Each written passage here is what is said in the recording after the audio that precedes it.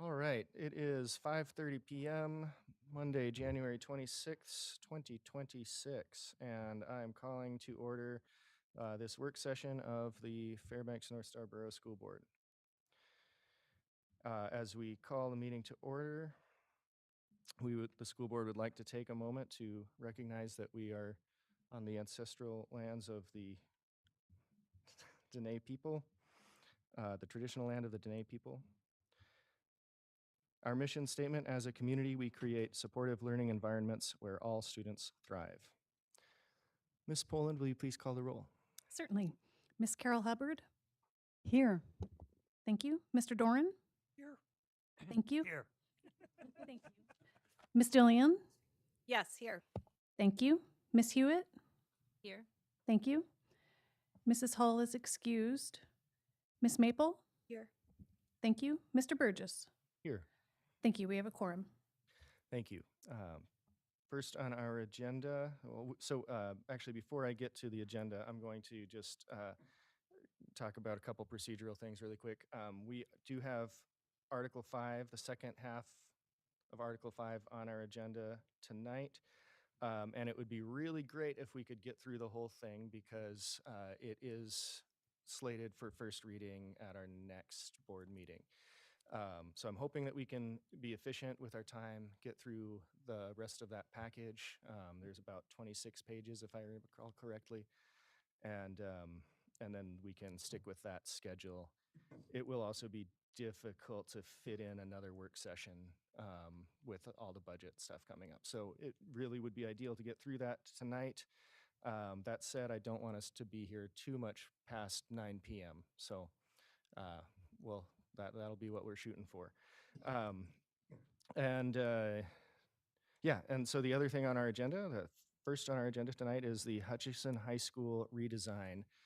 We're going to hear a presentation from the administration providing an overview of the proposed Hutchison High School redesign, including current enrollment trends, existing and potential CTE pathways, and an outline for a phased transition plan focused on expanding part-time enrollment, aligning programs with workforce and post-secondary needs, and improving access and choice for students across the district. So with that, I will go ahead and turn it over to the administration. Dr. Miner. All right. Thank you, President Burgess, and thank you, board. We're excited for the conversation this evening. This has been a conversation that folks have asked about the last couple of years of when we're going to get to discussing Hutchison High School, as over the years there's been lots of conversations about our model there and potentially how that could transition into something else. And our CTE committee has been working through that process with Sarah Gillum, Assistant Superintendent Sarah Gillum, who will lead the presentation this evening. We also have Principal Dave Dershin with us this evening from Hutchison High School, and then Andrea Wade, our CTE director. So I'm very thankful that they bring their expertise to us this evening and share with you some thoughts of where Hutchison potentially could go in the future. And I'll turn the floor over to Ms. Gillum. Excellent. Thank you, Dr. Miner, and thank you for the opportunity. I only have 18 slides tonight, so I am hopeful that 9 p.m. is a far-off dream that we'll get done earlier than that. I'll do my best. Thanks again for having us tonight. Dr. Miner kind of introduced the framework of what our presentation will be tonight, and certainly I do have at the end a slide for questions, so I think hopefully if we can get through everything and then have questions at the end, we'll go from there. The first slide that we have, just to provide a little context for the discussion, of course, Hutchison in its current form has existed since 2004. 2004 is when Hutchison opened as a comprehensive magnet high school for our district. There was a lot of work that went before that into that decision in terms of what Hutchison was before that, and then what the goal was for Hutchison coming out of it. It was interesting putting this timeline together because going back and looking at some of the materials from that initial conversation and then from some strategic planning that had happened in between there, many of the same conversations had kind of been had evolving year after year over time. And many of the pros and cons of the different models that we looked at and have talked about remain the same. But it's interesting to think about for our community, what has changed. So our community has changed, our population has changed, our perspectives on CTE, I think, have evolved all throughout this time. And so those were all pieces of the context that came into our conversation as we were working on what could be a new model moving forward. 2004, so prior to 2004, that was when West Valley was being renovated. West Valley had students who did take classes over at Hutchison, but with the remodel, it was rebuilt as a shared space with UAF-CTC. The previous model to that was that it was a part-time CTE center where students attended from their neighborhood high schools. In 2017 to 2018, there was another strategic plan process that happened during that time. There was even a specific strategic plan for Hutchison out of that strategic plan. It was looking to increase part-time enrollment with Lathrop and West Valley. We had daily shuttles prior to the pandemic between every period between West Valley and Lathrop and Hutchison. All three schools were on an aligned bell schedule as well as with North Pole. 2019 was when the lottery was put in place instead of an application model. So prior to 2019, there was a application process that happened to be admitted into Hutchison. And then in 2019, it shifted to a lottery to try to allow for more diversity and more access to the school. And so it was interesting looking back at that strategic planning process because some of the same themes that we will talk about tonight were in that strategic planning process. However, I think the pandemic kind of put a pause in any of those major changes moving forward. And it did also cause also a kind of a drawback in terms of how many part-time students were able to access Hutchison after the pandemic. Currently, our current 2023 to 2025 programming review, it started with the overall, Ms. Wade has a CTE advisory council, and that includes members of the school district, members of industry, members of unions, members from our industry partners, members of UAF, UAF-CTC, and then all different areas of our school district represented, and that was where the conversation really began. There's also a school board member that serves on that committee. Miss Brandy Hardy was on the committee before Miss Meredith Maple joined it as well. So it was really a diverse group that talked about, what are our CT offerings really across the district, across our community? What are the community needs within that? And so from that larger community or from that larger committee, we then had a smaller committee that broke off. And I can talk a little bit more about that as we go through the presentation. And then, of course, the next piece I'll talk about is we are in a new strategic plan, a new 5-year strategic plan right now as well.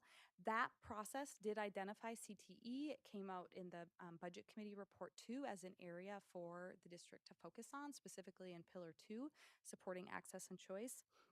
And as you are familiar, that strategic planning process also included a lot of community feedback, both through groups that were surveyed, groups that were interviewed, and then also in the larger or the kind of more consistent planning committees that we had that worked on the strategic plan in terms of the how will we know if we will how will we know we are successful, or we will know we are successful if, and then also our initiatives.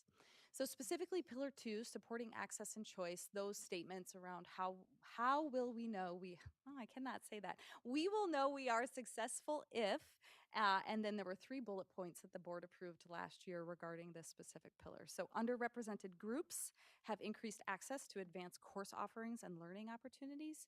Students and their families have choices in their education through neighborhood schools, responsive community schools, pathways, and alternative learning. And schools offer a multifaceted portfolio of curriculum and course offering for students. Also under Pillar 2, we had an initiative that was a draft initiative that was developed through that process of developing and promoting district-wide career and technical education pathways across all schools. So looking at how do we support access and choice so that no matter what school a student attends, they have access and choices in their CTE offerings. We're currently also for Pillar 2, we have an advisory group that meets, a secondary advisory group to look at providing us feedback in terms of here's ideas we have for implementation, here's ideas we have for metrics to measure, and is able to give us responsive feedback to how we're working through that advisory or how we're working through that strategic plan process, because that feedback is so important. One other thing I do want to note about tonight is that when we're talking about specifically the Hutchison model, we are focusing primarily on our Fairbanks high schools in terms of how we're supporting access and choice. North Pole High School does have a robust CTE program. Many of the pathways that Hutchison has also exist at North Pole High School. So when we think about how do we increase access and choice for our students, we are thinking about Lathrop and West Valley because they don't have the same development of CTE pathways at this time. The three areas that we'll go into tonight, so we'll look at pathways offered, enrollment trends, and then redesigned ideas. So first we'll start with pathways offered at Hutchison. Going back in time, as Ms. Wade and Mr. Dershin and I did take a little blast to the past in terms of looking backwards of where things were before. In 2004, when Hutchison first opened, there were additional pathways that were offered. So there was a business pathway, there was an auto body pathway, an early childhood education pathway, an EMT, and a fire science pathway. Some of those pathways have existed in different places, kind of in different ways, but we do not have consistent areas of those pathways in our district anymore. So the pathways that currently exist at Hutchison, that when students are entering the lottery to attend there, that they can be interested in: architecture and construction. That includes building trades courses, so what you may think of as general construction, also drafting courses, and then welding courses. Arts, audio, visual tech, Arts AV, sometimes it's called. That one is currently under a curriculum review, and its new title will be multimedia and marketing. But just as a idea of courses there, that's going to include courses such as video production, digital photography. That's where broadcasting and now podcasting also come into play. And that is also the pathway that has the club of the Hutch Stream team that streams all of our graduations and does other events as well. A health science pathway, so that includes our certified nursing assistant, there's law and ethics classes, there's a pharmacology class, nutrition, different courses there. Transportation, distribution, and logistics. So that's the automotive pathway, includes small engines and then basic and advanced automotive courses. And then our information technology pathway that includes courses in networking, cybersecurity, and computer science. So North Pole High School also has building trades, construction, welding. They have a health science pathway, and then they also have the ASE certified automotive pathway at North Pole High School. In addition, North Pole also has a hospitality and tourism pathway with a culinary program and a engineering STEM pathway. When we started thinking about how do we look at pathway development, how do we look at ways we might expand pathways or focus our pathways, different areas that we take into consideration are our community needs assessment. That looks at where we're asking students, parents, business, and industries not only what our pathway needs, but also what our classes that we need to have in the pathways too. So when we're going through those reviews, we're thinking about pathways to support our community and then also the courses in those pathways to support them. So for example, hospitality and tourism is under review right now. We're looking at what are ways that we can expand or offer classes in that pathway that speak specifically to the needs of our community. Each pathway also has an advisory committee, so that feedback also comes into this process of how are we developing pathways. So at Hutchison, every single one of those pathways, the teachers run an advisory committee that has representatives from business and industry here, parents as well, student involvement as well in that. That provides feedback for the teachers on their development of their pathway and how they're supporting students to meet the needs of our community. We also look to align with Alaska Jobs Forecast. What are opportunities for collaboration with local post-secondary institutions? So this process has involved UAF-CTC and UAF quite a bit in terms of how can we have collaboration and alignment with those post-secondary institutions. And then we also look at what are the other offerings throughout the district. We don't want to duplicate pathways because then in some cases, depending upon need, we don't want to look to duplicate pathways. If there's already one, we want to try to make sure we're building one robust area. One example, one other thought, I should note that fire science, we do now have a semester-long agreement with UAF-CTC, similar to our CNA program for fire science now. We have been able to bring that in collaboration with them. One other note that we did make through this process as we were talking about one of the drawbacks to the current model is a current constraint of the model is just space utilization, and staffing is currently focused on meeting a comprehensive school need. So because Hutchison is a 9 through 12 comprehensive high school, we have to meet every single graduation requirement for the students there. And so in some cases, our ability to expand pathways is constrained by having to offer all of those core classes as well. As I shared before, through this process, we have collaborated with UAF and CTC in a lot of different ways. This generation of additional pathways is one example of that. We were able to speak with UAF CTC to look for what are areas where we could have closer collaboration and articulate our courses with their courses in order to have greater options for dual credit. What are areas that they have readily accessible programs, and what are needs that we've seen through our assessments that we could also meet through that. So applied business and accounting, aviation mechanics, culinary arts, education. Specifically, when I think about education, having one central place where students could go to access an education pathway. That was a curriculum that was approved last year as far as just moving students into an education pathway, early childhood education as well, EMT, fire science, medical assisting, private pilot ground school, which is a pathway we did have at a high school in the district, but we haven't been able to maintain it because of instructors. And then process tech.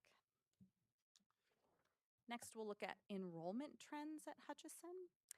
So this graph shares since 2014. So we were looking, last year we were kind of looking at the previous 10 years. It does show enrollment for Hutchison.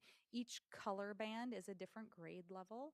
And then the black line graph that goes through this is the number of lottery applications over time. So it shows of number of applications or applicants, I guess I would say. So 2019, when you see it jump up, that's when we introduced a lottery. Prior to that, we just didn't have any data collected. That was what Ms. Taylor could provide for me when she was at Hutchison as well. So just looking at how many applications have we had over time. The target for enrollment for Hutchison has always been 400. That was how the model was kind of designed, was to have 100 students at each grade level in the school. Trends, though, that we have seen within this, I guess let me go back one more. So a few trends that I'll note here. One trend that we've seen, especially since the pandemic, is a decrease in the number of upper level students, especially seniors. So one trend that Hutchison has seen over time is that their senior class, though they may admit 135 students, 125 students, the senior class is significantly less than that, sometimes up to maybe a 50% loss. They've also seen the junior class decrease to some extent. Most of those are students, when we see students moving to other options, it's to other going back to their attendance area high school or going to another option within the district. So Best, North Star College, or another secondary option, secondary option in the district.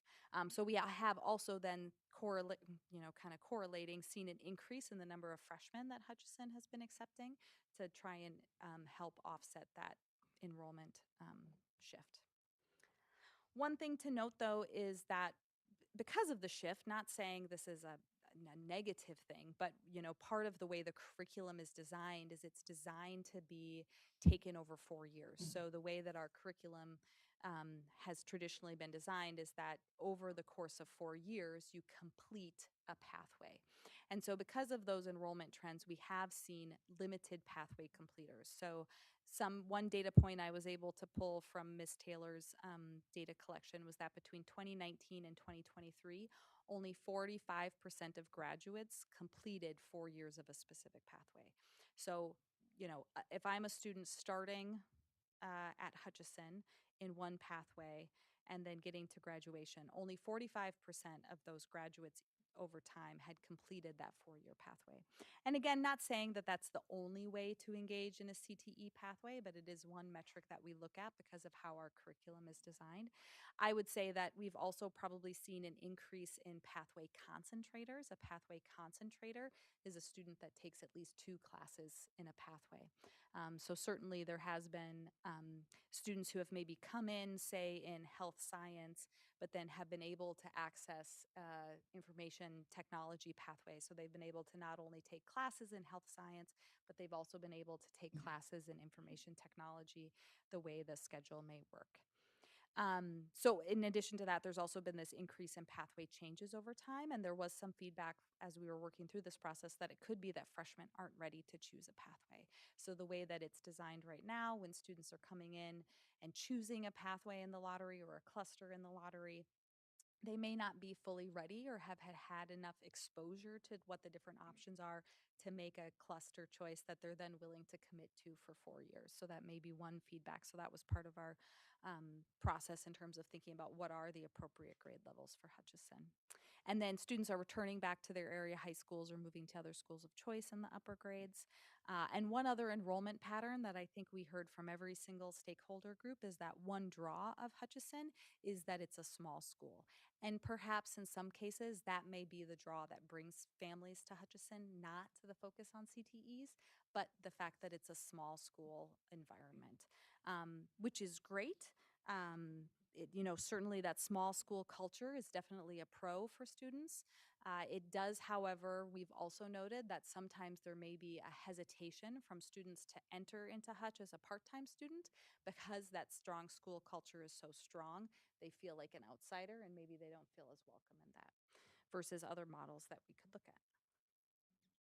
The other no, I think that's all I have. Okay.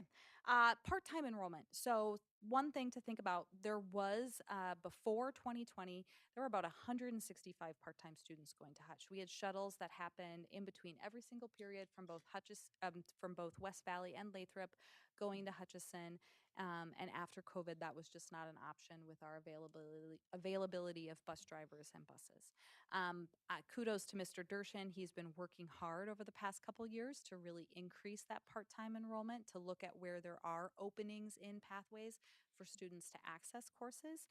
That's one other area that when we think about students moving from pathway to pathway, it does decrease the ability and the availability of other students to access those pathways because they're thinking about, if there is space in small engines and a health science student takes that spot, it doesn't leave that spot open for a student from West Valley or Lathrop. This year, there were over 100 part-time requests, and they were able to accommodate 85 part-time enrollment students, which is amazing. We also were able to have a shuttle in the morning and the afternoon from Lathrop. There is the possibility for a midday shuttle if we needed it, but no students identified needing it, so that more Lathrop students were able to come over and access Hutch. And Mr. Dershin has been very proactive this year in working with both the West Valley and Lathrop administration. They will be doing extension presentations specifically to 9th, 10th, and 11th graders at West Valley and Lathrop to talk about the options at Hutchison, to advertise just like they do to middle schools of what's available, talk about what does a part-time schedule look at, and using a Google form to collect some data of what is the interest in part-time enrollment, what are the different pathways that students might be interested in, and starting to collect that data for us to know in terms of what is the demand from students going forward. All right. Next, and this is my last topic, is redesign. So thinking about, okay, 7 minutes. Okay, so thinking about redesign, we started this process. I would say these discussions had started really back with the previous strategic plan discussions. So probably back in 2017, 2018, 2019. When I started in 2023, they had been happening again to kind of resurface around what are we seeing? How can we better support our students? How can we provide better access and opportunities for students? And so these specific recommendations or ideas tonight come from this process, but I would say they have been kind of talked about or swirled around in lots of different ways before that. So it started with considerations from the CTE Advisory Council, which is that larger group that meets, that's a requirement of our CTE programming. That included teachers, both from Hutchison and other schools, administrators, counselors, our university partners, so representatives from UAF and from UAF CTC. We had a military connected perspective on the committee. Someone from Student Support Services, specifically thinking about our students who may be in need, our McKinney-Vento students, our foster care students. And then we also had community representatives from industry. So Explore Fairbanks is a part of that group, Foundation Health Partners, and then also representatives from different unions in our community. And then I said a board member. So from that group, then we worked a little bit with UAFCTC, kind of thinking about options there, knowing that it is a shared space that we have. And then we also had kind of a sub-selection of that CTE advisory committee that also met, I think, 7 times over the course of that time frame to talk about different ideas. So we, looked at our model alongside several other models, both from Alaska and outside of Alaska. So in Anchorage, King Tech is their career center. In the Matsu, they have a career high school, a standalone high school there as well. So looked at those models, looked at models from outside the state, looked at the pros and cons of those, took feedback. Then we kind of worked to bring different ideas back to the committee, got additional feedback. Kind of this fall, we had a specific proposal that we took to get feedback on. And then in November, we also took that idea, that kind of basic outline of an idea to the Hutch staff, got additional feedback from the Hutchison staff. And then Mr. Dershin kind of worked to think about more specifically what might be some changes that we could make. Oh, I'd never changed my slide. I just realized. Okay. What could be some changes that we could make kind of based around that idea of the feedback from the staff of what do they need to see? They were looking for more specifics and more solidified plan about that. So these are kind of the themes that came out of those considerations. So looking at shifting the model, so shifting back from a comprehensive school to a CTE center to really focus on that workforce readiness, to really focus on those career clusters or pathways and having a specific focus on that. Transportation and time were other really big themes that came out of this. So transportation and the bell schedule. So making sure that we were able to have a schedule that would allow consistent and reliable transportation for students. And then also looking at a bell schedule that wasn't 100% in alignment with the other schools so that it could allow for that transportation and also allow for some CTE courses that need that longer block time to be able to have that block time. Those, hearing about the idea of if I'm teaching a building trades class and my longest class is 75 minutes, the constraints that come from only having 75 minutes to get set up to try and get any work done and then have to clean up within that time. We also talked about, again, what are the needs of the community? So hearing from our industry partners of what are their needs? How do we want students to be ready for the workforce? And then also looking at that, space utilization and collaboration, where are there opportunities for more collaboration and within that space. So the thinking about access and choice and looking at this phased plan of a more regional CTE center, we really looked at a shift in the attendance model. So transitioning from that full day comprehensive high school to a primarily part-time model, looking at phasing out of full-time students and trying to shift to maybe exclusively part-time enrollment from partner high schools. That is similar to the King Tech High School model in Anchorage, because they do also have transportation that supports students coming there during the day.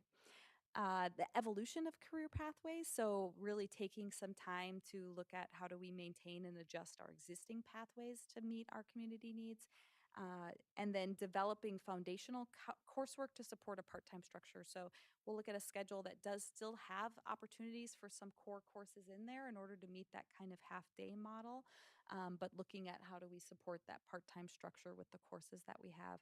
And then also looking for opportunities to add additional clusters over time. How could we bring in some more clusters to meet community needs?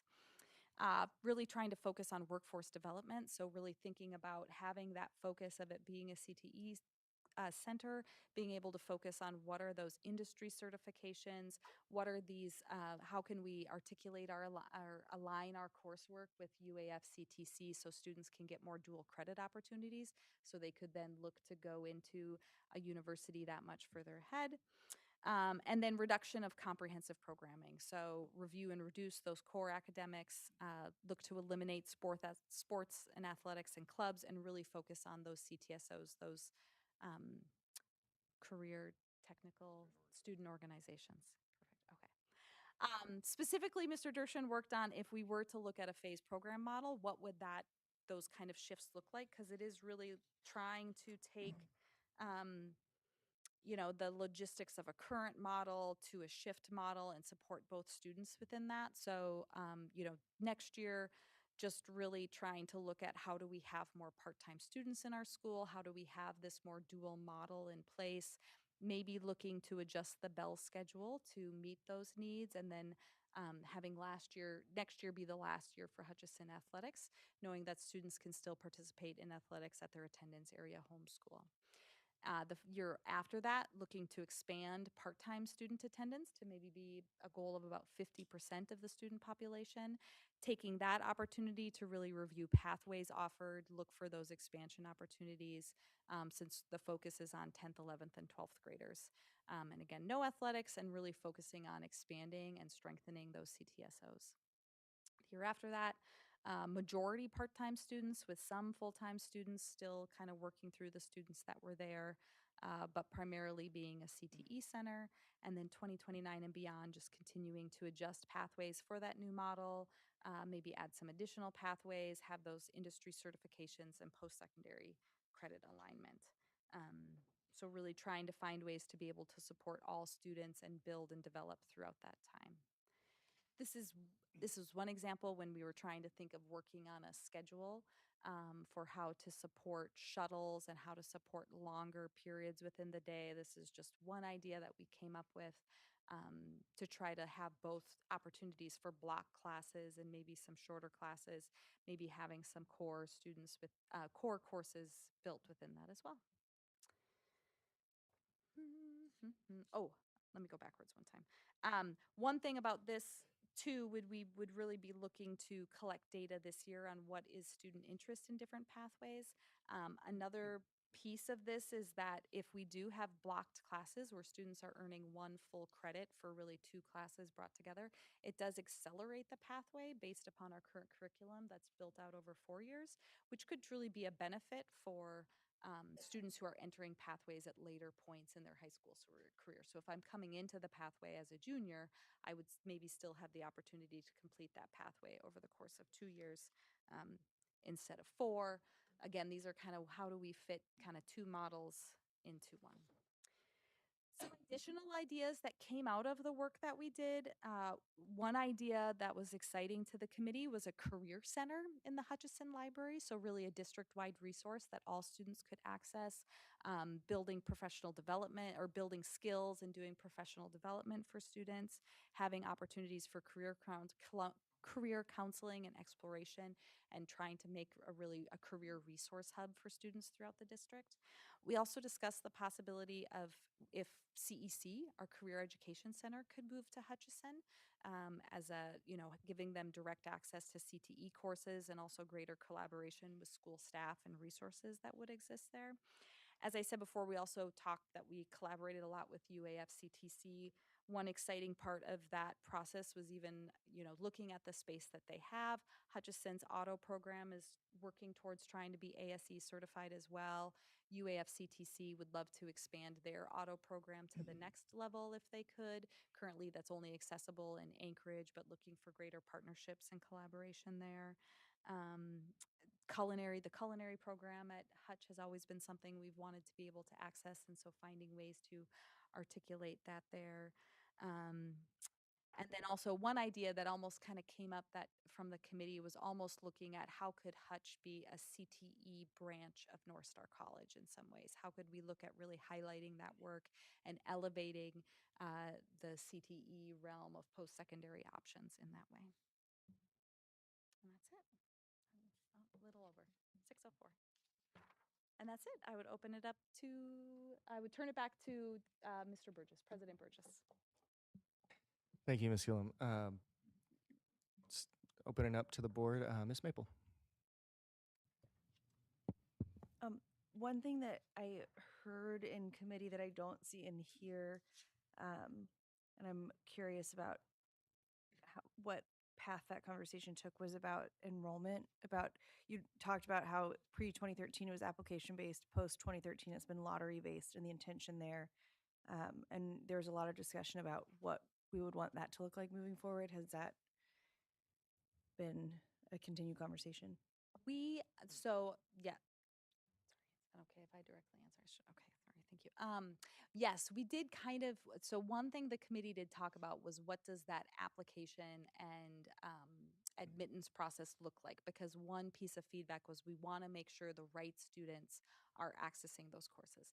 We haven't dug much deeper into that because our first kind of thought was let's figure out what the interest is in the programs too. Let's collect some data around that. That feels like maybe a maybe year 2, year 3 discussion that we could think about of, okay, how do we approach this acceptance model, or how do we approach the lottery, or how do we do this process?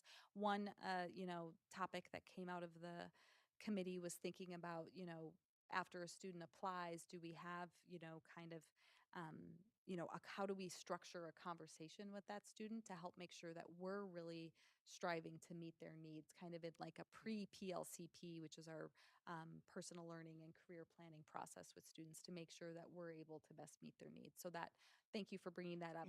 I will make sure I add that in when we think about our kind of phased rollout discussions to have. Ms. Carol Hubbard? Thank you. This is great. I'm super excited. Um, I was at Hutch, I just want to say, in 1984, 83, something like that. And it was awesome. It was a place everybody wanted to be. So, and there was business machines and what have you. Anyway, um, I have a question about the phase out model. So in 2027, you have written here that you're focusing on 10, 11, 12, so no freshmen by 27, 28. And then in 28 to 29, you've got on here that there's still some full-time students, some full-time, and then it says basically juniors and seniors only. So is the goal, I guess I have a couple questions. So is the goal eventually to just focus on junior seniors?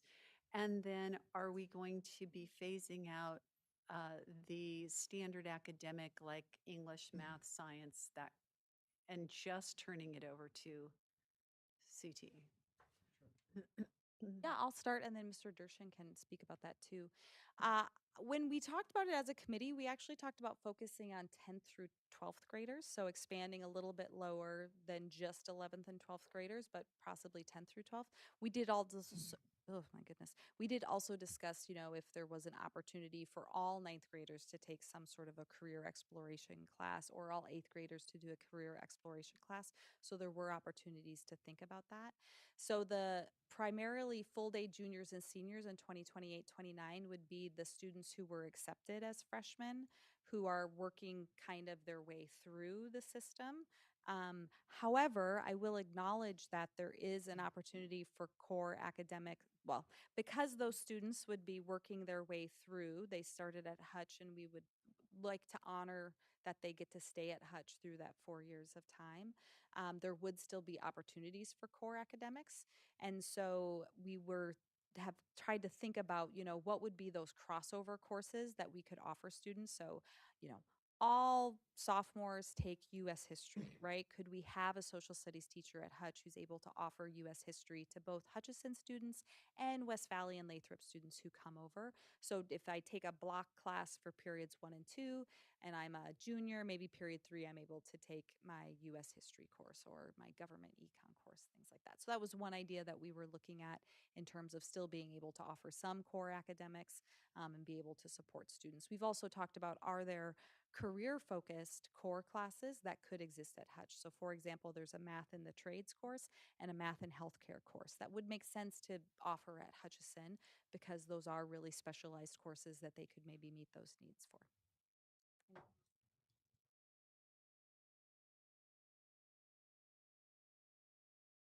Ms. Julian? Okay, thank you so much. I have a couple questions regarding um, really around the costs and the budget implications, and then also enrollment, because that's they're all tied together. And so I'll package my questions together in hopes that it comes across in a way that is a stream here to be addressed. At the very end of the presentation, you mentioned that there might be an idea to expand the North Star College with career and technical education. The thing that went off in my head is, oh, ding, ding, ding. Is that going to be more money that we then need to provide UAF to provide teachers for these courses? I know right now that cost to us, the district, is about $1 million. So I want to know kind of what the advantages are of doing that, of going that route versus potentially the advantages for us, but then also what are the implications financially. The second is the number of students. So right now I wrote down that there was about 400 students, which is what we wanted to, or which Hutch was originally in 2004, kind of put a target on. In doing this, are we going to be able to offer more than 400 students because of that part-time enrollment? Will we be able to serve more than 400 students in Fairbanks with CTE pathways? And again, and then the question that I have that also pertains to budget is, if we are accepting students who are enrolled in homeschool programs, must they be enrolled in our best homeschool program to participate in this? Or are we offering this to out-of-district homeschool families? And if so, how are we capturing the dollars that we need to run them as part-time students if 100% of their allotment is going to their families and we as a district are receiving none? How are we going to attract those students back and also pay for those students, assuming that that the state statute doesn't change and that still 100% of those allotments are going to homeschool families? So I would hope that we can, because that of course is for me a prime reason. Not only are we offering Fairbanks at students at Lathrop and West Valley an increase in CTE programs, but hopefully we're able to penetrate those students who are homeschooled right now, whether it's our district or not, and attract them back to our district and give them these amazing opportunities. So that's my many questions in one. Okay, I'm going to do my best, and then I'll look to others around to chime in. And I didn't start writing down the questions until a little later. So if I miss any of them, you draw me back to them. Okay, first, budget implications around enrollment. So Mr. DeGraw and Dr. Meinert and I have started talking about this, of what could it look like. Of course, in all these cases, we're still counting them as a student somewhere. So right now, Hutchison students are counted at Hutchison as a standalone school. Um, that could remain our model. We could, look at it that way. But if we do want to shift to part-time, it does become a little bit more complicated. We have asked the state, can we count students at 2 different locations? So for example, I have 5 West Valley students who are attending Hutchison part-time. Can I, count 2.5 at West Valley and then also count 2.5 at Hutch? Because if we can keep Hutchison as a standalone school, we would have to have some metric for counting those part-time students at those schools for our October count. So that is a question that we have outstanding. That was one idea we had of how to look at this model. You know, we have a little bit of time to kind of figure out what would be best in the phased model that we have right now, because next year we would still just be continuing to look at it. Right now, the way that it works for part-time students is, when we count students at Hutchison, the part-time student from West Valley coming over doesn't have any implication on Hutchison's, student count that we may look at, because they remain a full-time student at West Valley. So if we're able to split students in that way, we could maybe look at what is our metric for how many students can we make sure, because we would have to make sure that we had at least a minimum level of students enrolled at Hutchison. To your point of, could we enroll more students? Yes, we do believe we could increase Hutchison's part-time enrollment by making this shift. We do believe that by having AM and PM students, we would be able to increase enrollment. Part of the data collection that we'll be doing this year is to see what is the interest, right? We could assume and extrapolate of how many students we think we could seat at Hutchison, which is more. students that we'd be impacting through that, but until we know the interest, we're not 100% sure of what that would look like. So that's part of the data collection that we would be doing this year to look to see what would that interest be. But to answer the question, yes, we do believe we could impact more students across our district by shifting to this model because there would be increased access to those programs. Regarding homeschool students, excellent question. We also have been thinking about that because that is definitely an area that is a draw to our district for our homeschool students. Miss Wade will tell me about we offer summer programs to only our district students, and she often fields phone calls from other homeschool programs that are upset they can't participate, but that is a specific grant to our district, and so it's only our students who are able to access it. Currently, as a district, our general stance is that priority seating goes to our best students because those are our district students. So when we're enrolling students in the fall, best students are enrolled right away as soon as we're enrolling all of our other students. And we do ask our other homeschools that they have to wait until we finish that, kind of 10-day enrollment process to see where the seats are to make sure that our students are having access to those seats first. Regarding your question about 100% of their allotments going to the parents, if a student enrolls part-time in the fall in one of our district schools, they have to agree to give part of their allotment to us. So there's a form that they fill out from their district homeschool that goes to our homeschool to say if you're enrolling in one student, you're agreeing to give 0.25 of your allotment to our district. Two classes, you're agreeing, I think I'm getting that number right, 0.5 of your allotment is coming to our district. So in terms of their ability to access these programs, that would be one piece that we'd be looking at, that in order to access these programs, that would mean that part of your allotment from your district would be coming to our district instead. Did I cover all of? Yep, please. I'd like to piggyback on that just to clarify. So it wouldn't be 0.25 of their allotment. Their allotment is actually the agreement between the student family and that program, but it would be 0.25 of the state funding revenue that we receive for that student.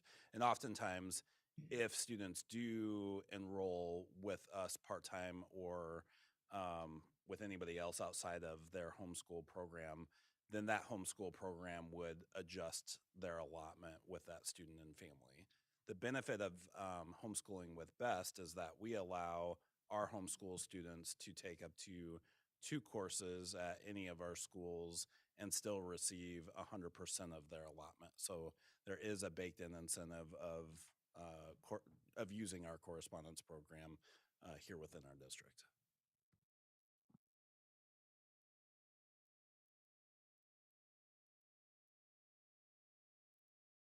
Go ahead, Ms. Gill.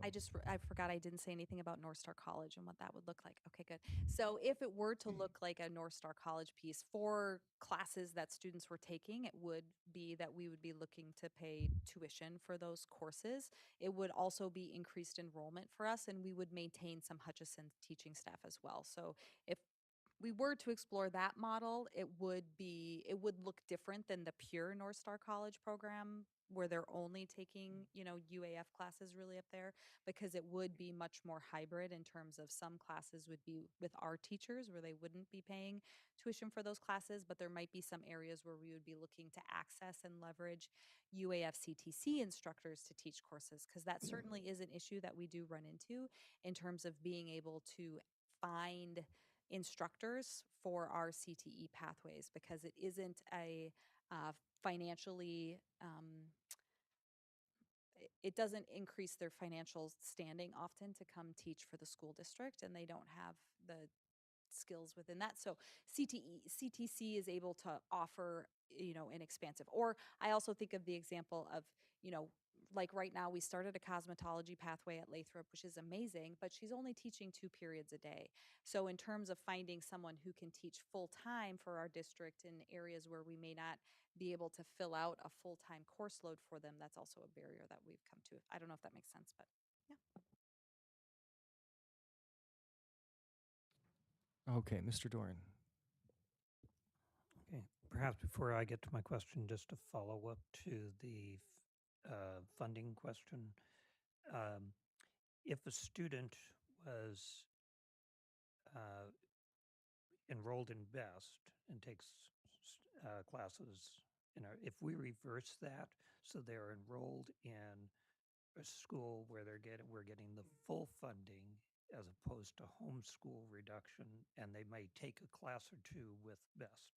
We can actually benefit from that piece if they are considered a full-time in-person, if they are considered an in-person student who may take a BEST. And So yes, that a full-time student at Hutch that happened to be taking some classes in the best homeschool would benefit us financially. Not sure if that would be permissible, but yes, what Okay. you just described would benefit us financially. And I like your thinking there, because that's exactly what Matt Sue has transitioned into with their career high school, and so that's something that we're kind of starting to look at, but haven't made that full adjustment or shift in that direction. Okay, thank you. But this might give us the opportunity to do so. So I appreciated that question coming to the table. Okay, if we're ready to move on, then I'll go to our question. Please Okay, proceed. So one very basic question is, how many people are, I'm curious about the CTE committee. How many people are on it and who's on it? Because I can't find it on our website. Well, let me, I can answer about the committee. yeah, and I'll find makeup. my notes. So in this, we have different people from industry. So we have some people Right. from Alaska West. There Okay. are different union partners, the hospital. We have an Alaska Native representation from Doi on there. Right. We have SPED representation. We have parents. We have a student from Regional Student Council on it. So So typically it runs, typically it's about, when we have a full room, it's about 30, 35 people in there. So and it probably falls, I'm guessing it might be under the CTE world. Okay, no, and there's no information for the current year. okay. The archives start in '24, and so we have a real gap. So Okay. we don't spend a It's- lot of time right. on it. If we It's- could get that list Yes. of who is actually on Yes. the committee, and because that's important. And It's then it's we need to get somewhere it. because somebody just filled out a form that we just got about being Right, on the the committee. application is So there, but I can't find it. So Okay. anyway, let's not waste more time on that. But it would be good to get that information. Question about, and you talked about the some prior visioning, and I know it was the Hutch staff and broad partners, advisories, et cetera, were doing a lot of work uh, through into 2021, and that had been a multi-year project, stalled by COVID and then by the transition back in. You talked about some ideas. What are the ideas that were coming out of? They were fully in the mix, trying to say where did they go? We spent a lot of uh, educational elements. I know was working with them prior to the 2020 year in that envisioning. Just trying to see how that links to coming here from those who are on the front line.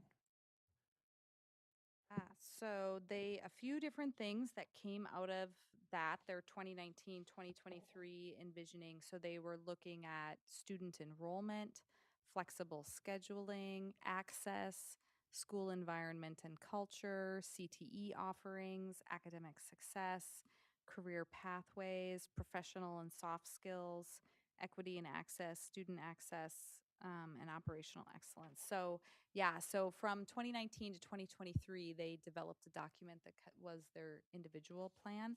It's interesting because the Bell schedule that I, presented as a draft tonight, like when Andrea and I went back through the logs to find things, I was like, oh, they created almost the same Bell schedule idea in that time frame. So they too were looking at block scheduling for CTE and academic classes. They were looking to explore options for extending Hutchison beyond the school day too, which is one idea that we've also talked about, of having summer programs which have started to be developed, after school programs as an option, continuing to align academic courses with CTEs and to identify those certificates and credentials that were really critical to that workforce development. Um, Also looking at ways to increase where did it just go? Work-based learning and other options for students after they'd completed their pathways as well. So yeah, that was kind of the ideas that were coming out of that one. Perhaps a request through the chair if we could get that information. That'd be great. Yeah, I Provide support context. that request, yes. And I've one more general question, then put me back in the queue if that's. Go ahead, Mr. Dorn. Just want to get a sense of the context for this presentation.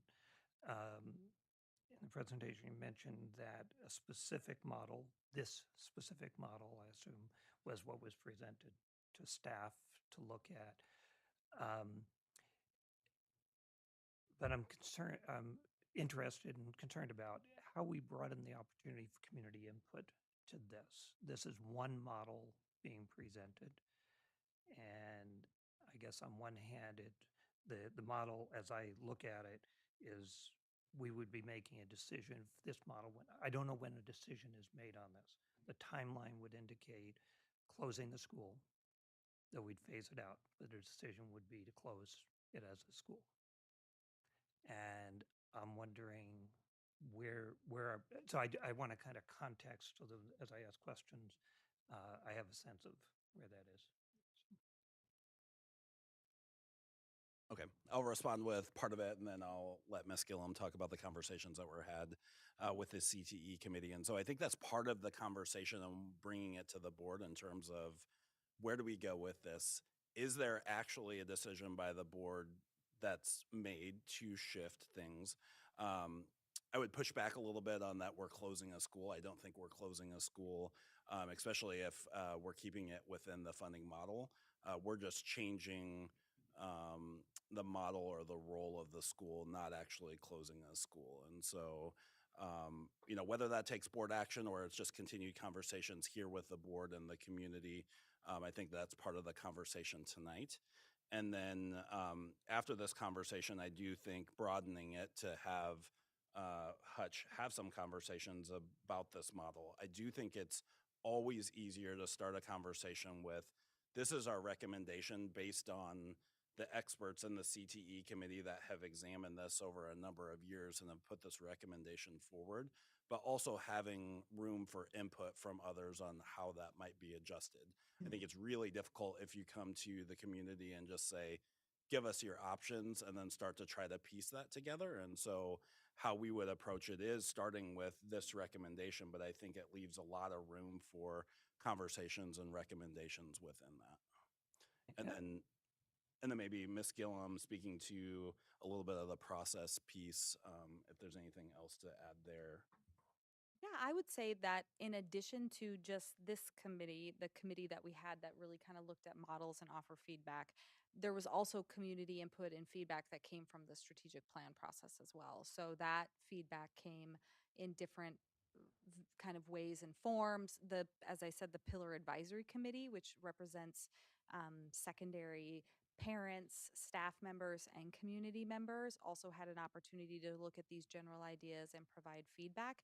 I would say what we presented to the Hutch staff too was kind of the themes of here's what we've heard and here's some ideas. And then Mr. Dershin took that feedback that they gave us from that meeting and actually kind of refined and created what more you saw tonight too. So they were able to kind of give some feedback of where they felt there were some concerns, maybe where there were some areas where they wanted more specifics, and were able to provide more feedback on that as well. Ms. Maple, was that hand to add to this discussion in response to Mr. Doran's question? Okay, please, I'm going to let you jump the queue. Go ahead. Thank you. I just wanted to share from in response through the chair in response to Mr. Doran's question.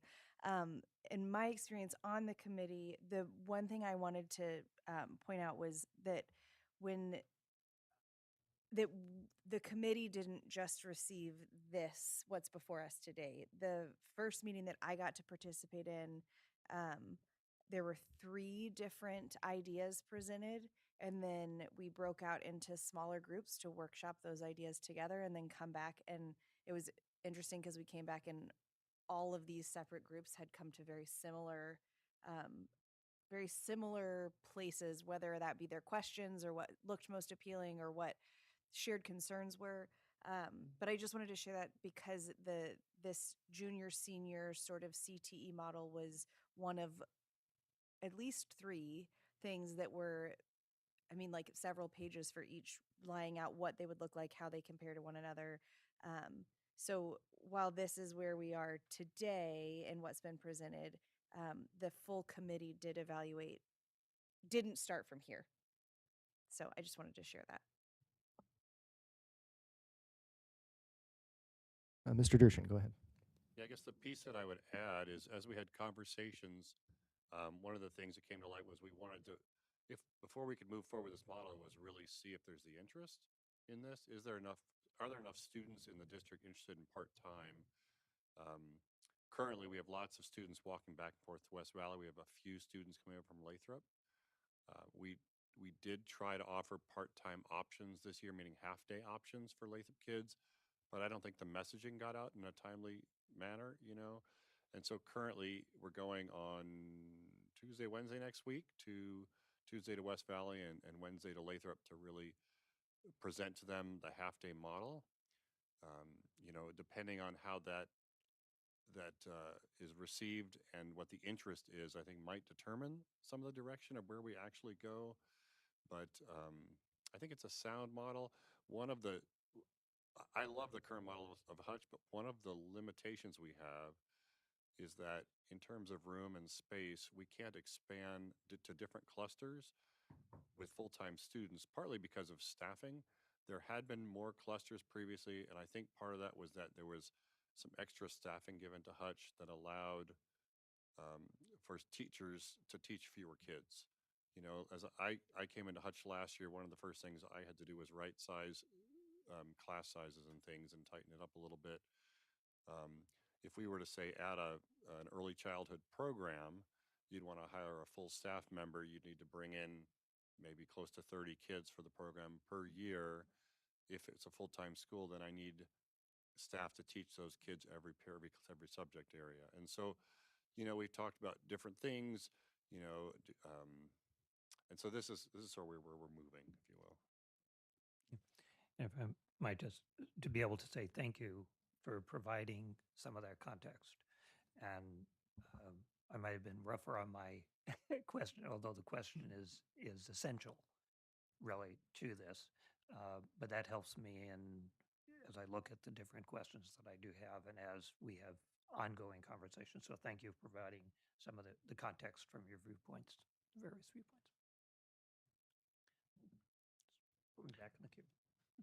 Certainly. I'm actually going to suggest we take I need a 5-minute break, everybody.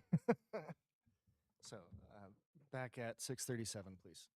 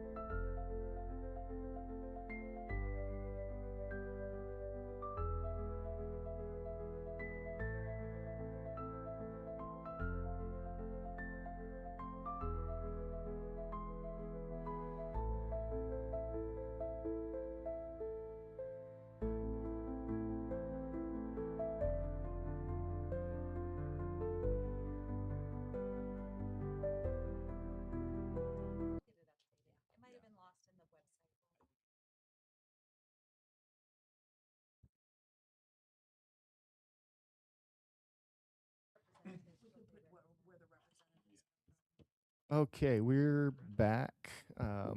Call us back to order. This is school board work session Monday, January 26th at 6:38 p.m. We're coming back from recess. And I left off with Miss Julian in the queue. Oh, awesome. Thank you. I'm going to refer to slide 10, the enrollment patterns.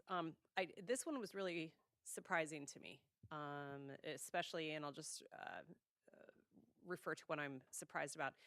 Between 2019 and 2023, only 45% of graduates completed 4 years of a specific pathway. Jumping to point 3, they're returning back to their area high school or moving to other schools of choice in upper grades. And so, and that to me is a reflection of, I would call it this identity question of, is Hutch a small school? So our families enrolling because it's a small school and because you have a lottery and because there's a perception that a lottery process and admittance into a small school is therefore better, which we know that that answer is no and yes, right? Um, it depends on what the student needs and what's the best fit. And then, or is Hutch a CTE school that happens to also be small? And what I've looked for here is that I think that your students and families are telling you what they need, which is that about 45%, less than 50% of the students who are entering Hutch are actually there for the CTE all the way through. I mean, that's when I look at this number, that's what I'm seeing. Understanding that over 55% are being lost in those upper years going to other schools. So I want to dig into why. And that I think is also going to help me understand where a little bit about our student body right now. And then do we think that we have more than 55% or even going beyond that? If we're going to open it up to more than 400 students, do we have that amount of students who are interested if we are able to expand to all of the offerings that you've talked about? Because my understanding from this presentation is that we're looking at going beyond the current pathways that are offered and really building more robust pathways that might capture more. So a little bit more about the why we're here. And I will start, and certainly anybody else is able to chime in. I don't know that we have any hard perception data to speak to why students are leaving. We don't capture that, I don't believe, in any concrete way in terms of an exit survey or anything like that. I think all we have is, anecdotally what we might hear from families. Same thing that we might anecdotally hear from families about, why they're choosing Hutch for the small school attraction, for the sports teams, for that smaller school sports participation, for the, community that they know Hutch has. I think the data that you speak to is the same piece we were looking at, though, is that if the goal, the original mission of it was to be a CTE school that really highlights and provides a strong foundation for students to be in CTE pathways, that's the mission. And that is kind of our question as well. Is that truly why students are going there? Are they going there choosing a pathway that they're invested in, that they want to complete for 4 years?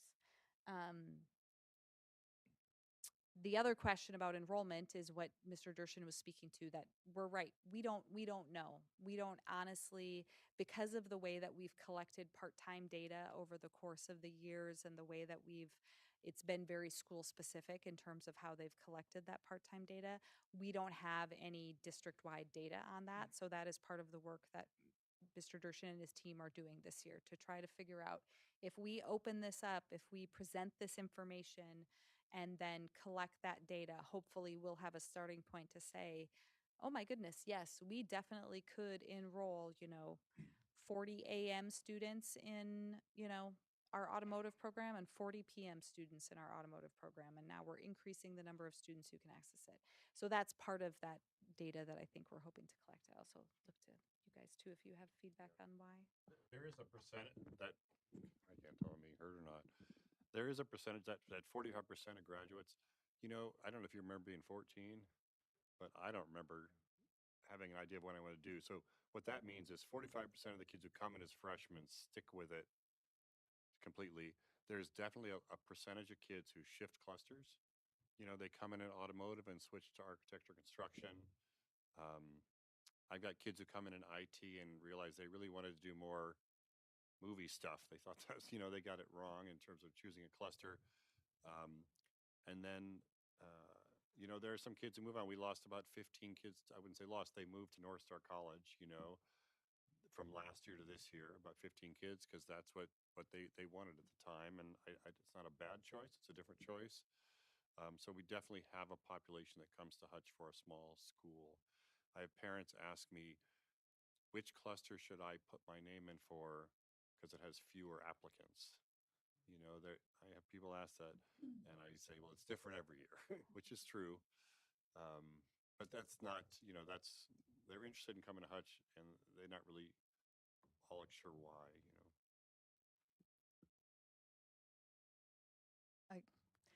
I, throughout this whole process, we've been hearing more and more that our kids need options. We're hearing from parents and kids that they want options. I look at kids' transcripts from all across our district, and on Power School, there's a little part on there in the students thing that counselors use to put down what students are looking at doing. And what we're seeing is, I'm seeing when I'm looking at students graduating, and they'll say things like, I want to be a welder, and they have never taken a welding class in high school. That's not something they're accessing anywhere. Um, and I see that all the time. And to me, it's sad, because if we have a kid who's identifying that, we should at least be able to give them an opportunity to try it and try it out. And so with that, we're also looking at how we can develop more of our career exploration things in the middle schools, so kids are able to make better decisions for themselves, more informed decisions for themselves as they move out. And those are things we're looking at, those summer camps for middle schoolers to try things. We're looking at a seventh grade career exploration camp, trying to get kids in and trying to get them in and having that communication through middle school up into high school. So when they are applying for a school like Hutch, they have a better idea about what they want to do. And having, Ms. Gillum has, talked with the middle school principals about, how can we look at doing more of that career development in the middle school, so that they're better ready to make some of those choices for high school. And we know not 100% of kids aren't going to walk into high school and say, I know exactly what I want to do. And so, different kids are going to take a different time. But right now, we have been really lacking being able to support those kids, even the ones that are coming in with that 4 year, this is what I want to do after high school, and being able to give them those options. And we want to try to take some of that stress off of parents and students, and be able to give them some of that exploration for them to do that, and give them opportunities to have the ability to look at those different career paths that we offer.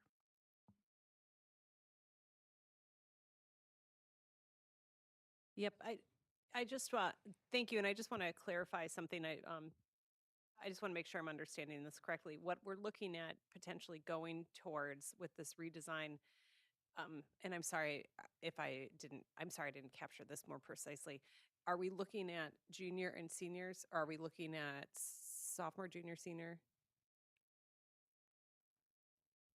The model we're looking at is sophomores, juniors, and seniors. Yeah. Ms. Hewitt?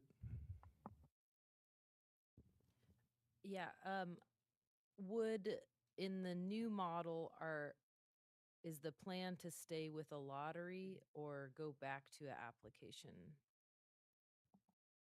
That is a great question, and that is what Miss Maple was speaking to before. That was something that we did talk a lot about in the committee. I would be hesitant to move away from a lottery, just to provide that transparency regarding, everyone who's putting in for this pathway would have a chance to be selected depending upon how many seats we have. However, there is also that component of we want to make sure that we have the right students who are truly interested in that pathway and understand what the expectations are of that pathway.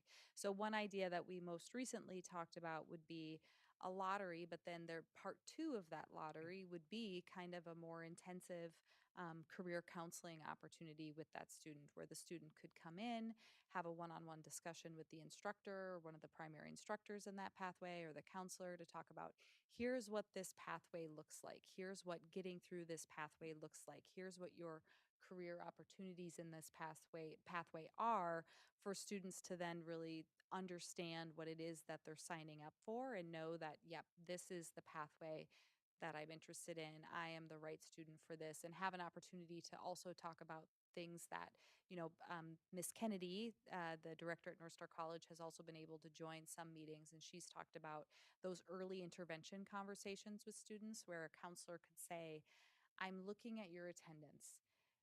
You cannot miss, weeks of time when you're doing a block class in this pathway because that will set you back X. 1 week is now like 2 weeks. So her experience has been having those early stage intervention conversations has been helpful because the expectations are clear from the get go for students to be able to have what they're going to be able to, what they're expected to be able to do in this pathway. It also identifies for counselors students that they might need to do those even earlier interventions for if they see things not going that way. So having some sort of a mix of a lottery, but then also like a stage 2 process to have conversations with the kids about expectations. And do you see that particular model still sticking with applying for a pathway only, or the school in general and having that broad? That's a great question. Well, that would make sense for a pathway, just because for my initial thoughts, I'm open to feedback. But if we're thinking about seats in that pathway, we'd be looking at, there's only X number of seats in year one welding. And so we're looking to figure out how many seats can we fill in that year one welding course, for example.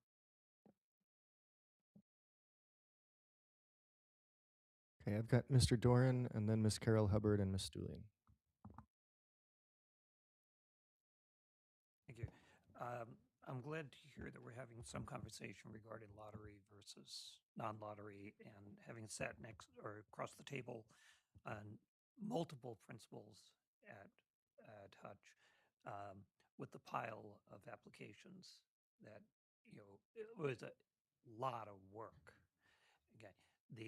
The feedback to when it switched to lottery, which was done pretty quickly, um, that and was done administratively at that time to switch to lottery. The questions then, did the student even know what they were applying for? And I think that you've, in some of your comments, have indicated that their parent put it in more than the student put it in, and there needs to be something better. In some ways, just before you said it, it crossed my mind in terms of the intervention at North Star College that they've really worked on with that, and almost the reverse, perhaps, apply, and then everyone who actually has that sense you're doing what you're applying for, and then maybe do a lottery. But whatever, that conversation really needs to happen. When I looked at the enrollment history, am I correct also that it would be about 23, 24 that North Star College was actually made as a standalone school, and then we see another drop from upperclassmen from Hutch? So, okay. Historically speaking, I would say yes. I think 23, 24, it was a standalone school. That was the first I think year. that was what it, yeah. I would say we've also seen, holistically speaking, Hutch has seen a much smaller decrease in its overall school population than the other comprehensive high schools have. Right, right, but percentage-wise. Um, I think you've answered this, more people switching multi-pathways and stuff. we say at college. And I think it opens the door to giving students, and maybe just a piece to think about, um, students doing more CTE work early on, that at least an option, not for all students, but who know kind of where they have a pretty good idea where they want to head. That opportunity to uh, front front load CTE and then fill in with core. But the core questions I've got two related ones. One of it is when we talk about space utilization, um, and staffing, and I guess I'll go to funding. I mean, one of the issues, it seems, we've been cutting back the magnet, and actually Hutch, as a magnet school, has taken the brunt of those cuts, where we just keep cutting staff and staff and staff. So you have to, so we are really moving out of a magnet completely. If you talk about the core offerings, even in this possible design, I'm thinking there's a lot of variability, and I'm just trying to think how that staffing would happen, depending upon what the core course needs are of those who are coming half-time. And I love the ideas that are being kicked around. I think that's really important, because it is different than 2004 and the impacts of No Child Left Behind on some of the design and eligibilities for going to Hutch. But I am concerned about how there is space there. From what but it's more of a staffing issue, that we're not staffing the school appropriately to offer CTE and core. And if some students are going to take core there, how do we meet that broad need of those students, of which core subject they might or discipline area they might need? I guess our primary thought, we're bringing in sophomores, juniors, and seniors, is to have general courses that everybody needs to take. World history, U.S. history, English 10, right? And juniors and seniors take some English and some elective English, some of those courses, econ, government. Those are courses every kid takes in sophomore through senior year. And I think we'll have to work with the other schools with the understanding that we're gonna offer these courses, and therefore they may not need to offer a section. We're gonna have to collaborate on that. Follow up. Go ahead, Mr. Dorn. Has thought been where a teacher might come over to Hutch for a period or two and then go back to their home-based school, or what's that? Yeah, I think if I could speak to that, but, you're asking a lot of the questions that we've had going through our mind too, that are really those detail pieces that we feel like aren't barriers that we can't work through if we're moving forward with something like this. As Mr. Dershin said, we would be focusing on those true core. By not having a comprehensive model, it releases the school from having to meet every single graduation need, right? So now we're not trying to meet every single graduation requirement plus any of the additional electives beyond CTE. They're able to really just focus in on those areas and meet those needs. So I think those are the pieces that we would try to work out through course requests as the process goes on, to figure out where can we leverage, West Valley for all of our AP courses, right? They have a robust program. We can make sure students are able to access those programs over there. Are those other core courses that maybe Hutch can specialize in, that West Valley students or Lathrop students can come access as well. Thank you. Put me back in.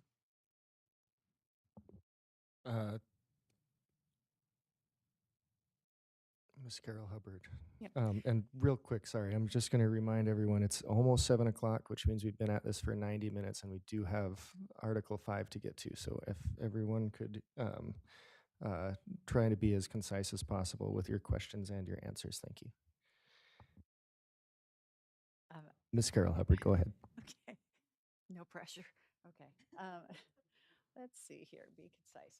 So I like where Mr. Dorn is going, because that's kind of what I alluded to earlier, and I guess maybe I still, those questions were rolling around in my head. How are you going to offer core subject matter and the CTEs? And quick question: Did you did we have staffing issues for core subjects at Hutch in the last year?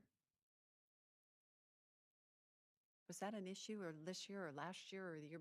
So I'll take a little bit of that and then But Dave. I don't want to lose my place, though. I just wanted a quick question. Okay, the quick question of that is, based on the CTE or the PTR, adding to PTR, we lost some course sections across all of our high schools, and Hutch was also impacted by that. And so you'll now see we have 2 or 3 CTE teachers teaching at least one section of a core academic class, where historically they had taught just CTE. Okay.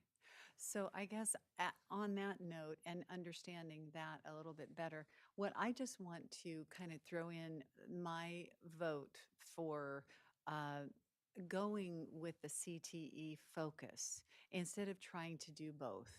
And if we, I, in the interest of time, I'll leave it at that. But I think that would be, then maybe, okay, anyway, never mind about what I think. I vote for more CTE and fewer core.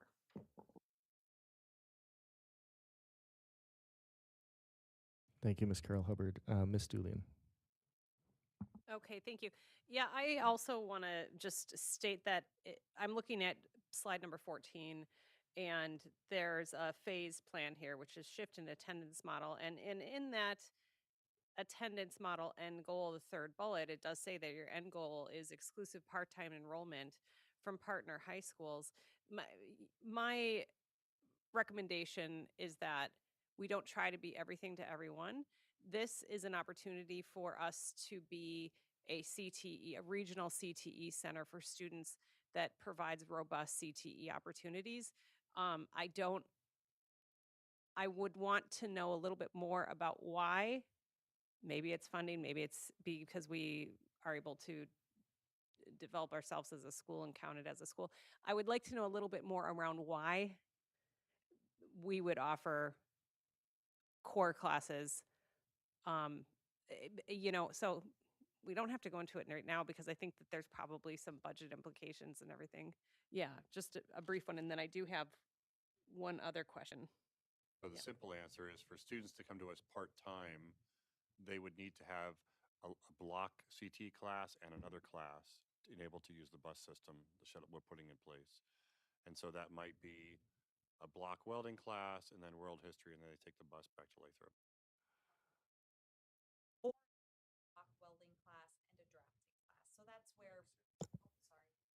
Oh, I turned my mic on. So a block welding class and then a 1 period drafting class. So it is really that idea, and maybe we're emphasizing it too much, but we're also thinking about phases, is just to help round out that half day for students.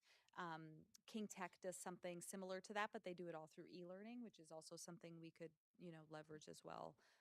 But if we have the opportunity to offer a construction block class and a math for trades class, it feels like a nice way, or a geometry and construction class. It would be a way that we would really try to look to, again, focus on CTE, but also offer options for students to fill out that time if they're reliant on the shuttle to get back to their school. And then if I may, just with my final question, Go ahead.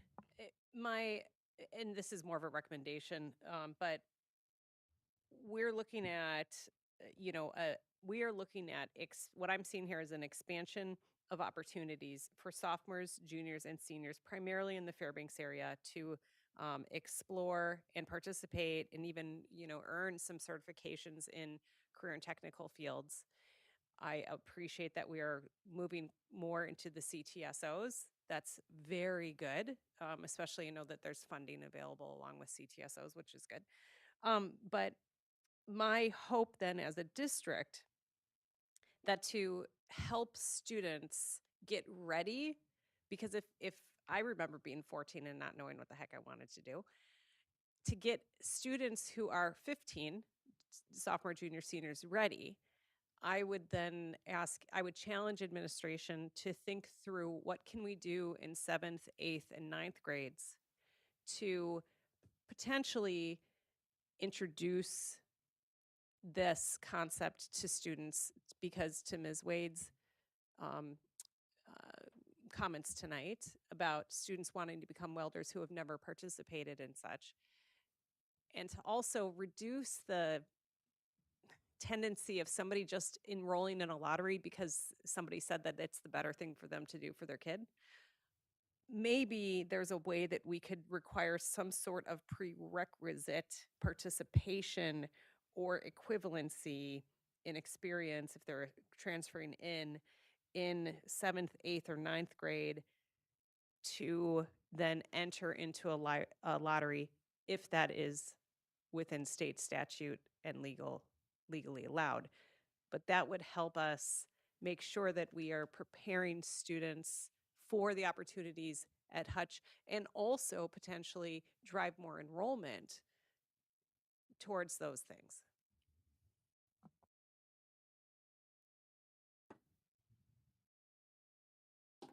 Great idea. Thank you. Appreciate that. Yeah. Okay. Thank you, Ms. Dooley. Mr. Doran. Hey, a couple of things. I think it's worth noting that the additional magnet teachers that were given to both our magnet schools, Hutch was cut. And those were not filled. Um, th-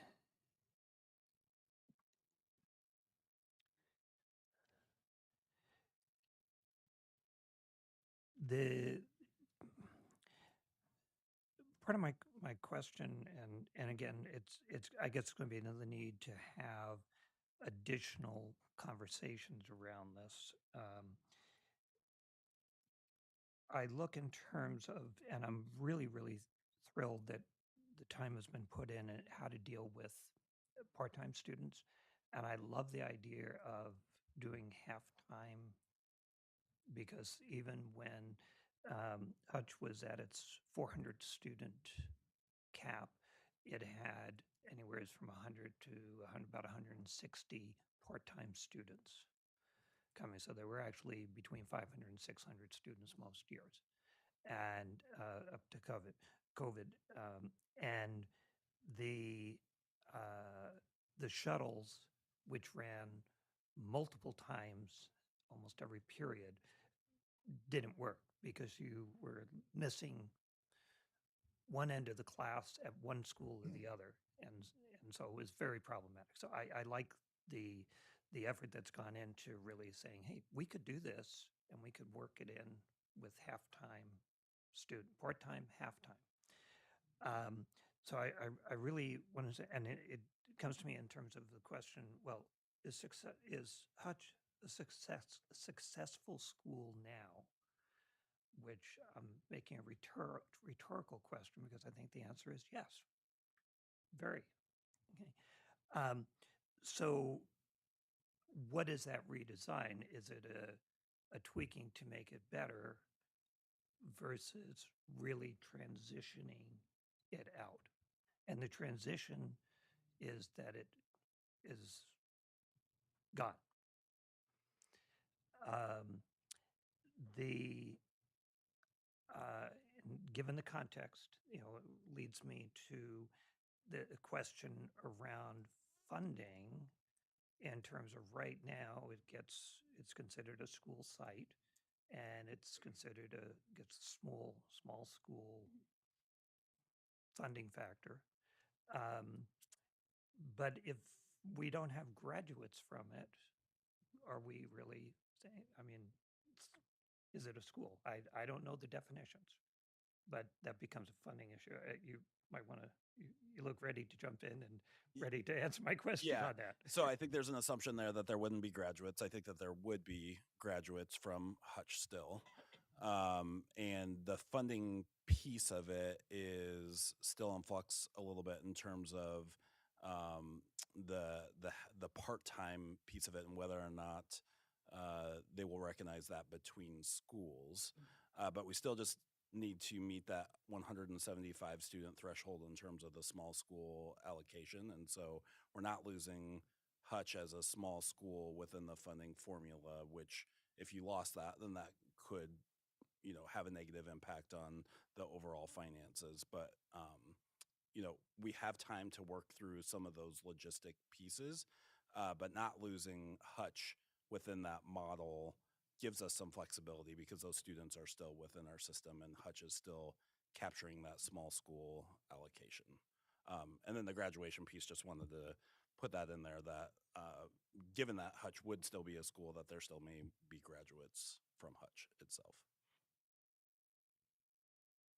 And those would be the juniors and seniors who might decide to go there full time. But we'd Correct. need 175 of those to be full-time enrolled. Or the equivalency if the state allows for that. Okay, which we don't know. So, okay, so that, Still working through that. all right. Okay, and so I think that's part of the pieces that there are implications of this that I think are concerning and have ripple effects that we really need to look at in that. It is a very significant change on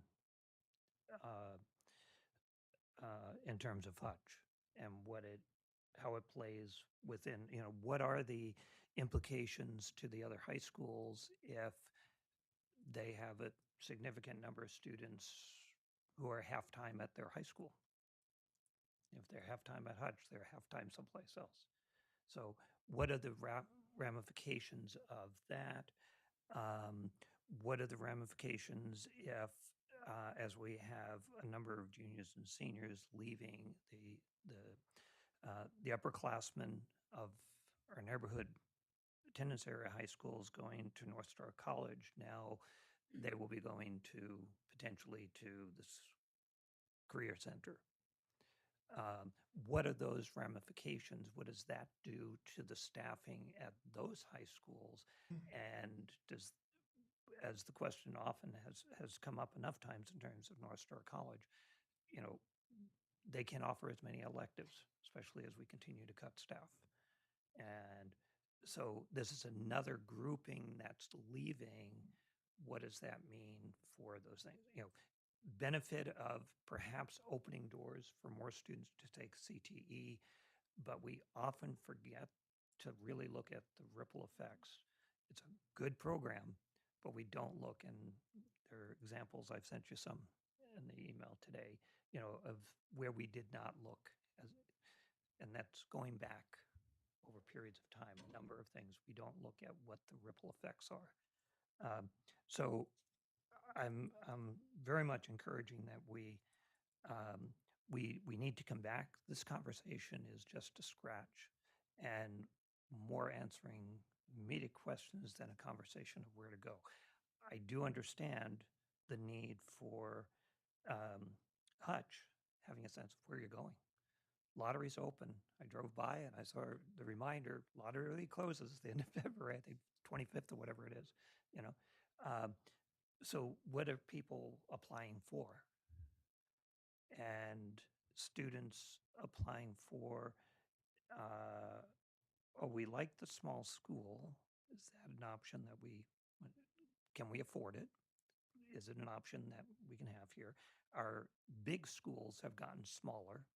So there's not as, as 400 versus 1,300. So we're not more like 400 versus 700, 800.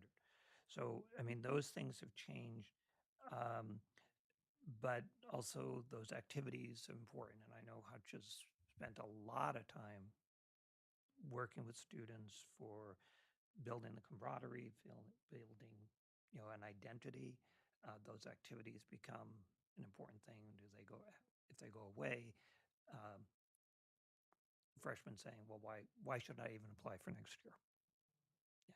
So I think the conversation I want to really highlight, I think the conversation is needed. It's been hanging out there for years, and efforts to really say and look where we're going, where should we go, but it's more than just one public meeting conversation. And I'm concerned that because this has a major impact across the community. Can I respond to that? Go ahead, Dr. Minor. Thank you. Yeah, I agree that it's more than one conversation. There's been several conversations leading up to this point, and I imagine that there'll be additional ones going forward. What we're trying in 2026, 2027 doesn't have huge implications on the next year, so we have some ability, regardless of if there's major adjustments. These are still adjustments that we would like to make for next year that set us up for success in the future. When Miss Julian asked earlier in the work session, the big why of being here is we had a strategic planning process, and through that strategic planning process, both on the CTE side, but with our district strategic plan, there's been a call for more access and choice in our district. And one of those components is more access and choice within CTE specifically. And I feel strongly that there's students out there, and we've talked about them tonight, that do not have access to Hutch in the way that we would like them to have access. And so maintaining the status quo of what we have at that very successful school, if we want to achieve the goal of one of our pillars of the strategic plan, we can't do that with the exact same makeup of what it is today. Doesn't necessarily have to be exactly what's proposed, but there does need to be a substantial shift if we want to provide additional access and choice for students to get those CTE opportunities. And that's something that we're hearing from our community, we're hearing from the state, we're hearing from the nation, that students need more access and choice to CTE to build that pipeline for the future. And so that's something that, I think we're all really interested in supporting. And then I'm glad you pointed out, I think in the past there was a big differentiation between high schools in terms of sizes. But as we've worked through this school consolidation process and right sizing our district, some board members last year said, well, why don't we close a high school? And I've pushed back and said, no, we're not at that point of closing a high school. But if we're carrying on with 3 comprehensive high schools, I do have to ask the question, there would potentially be room to close a high school at that point in time.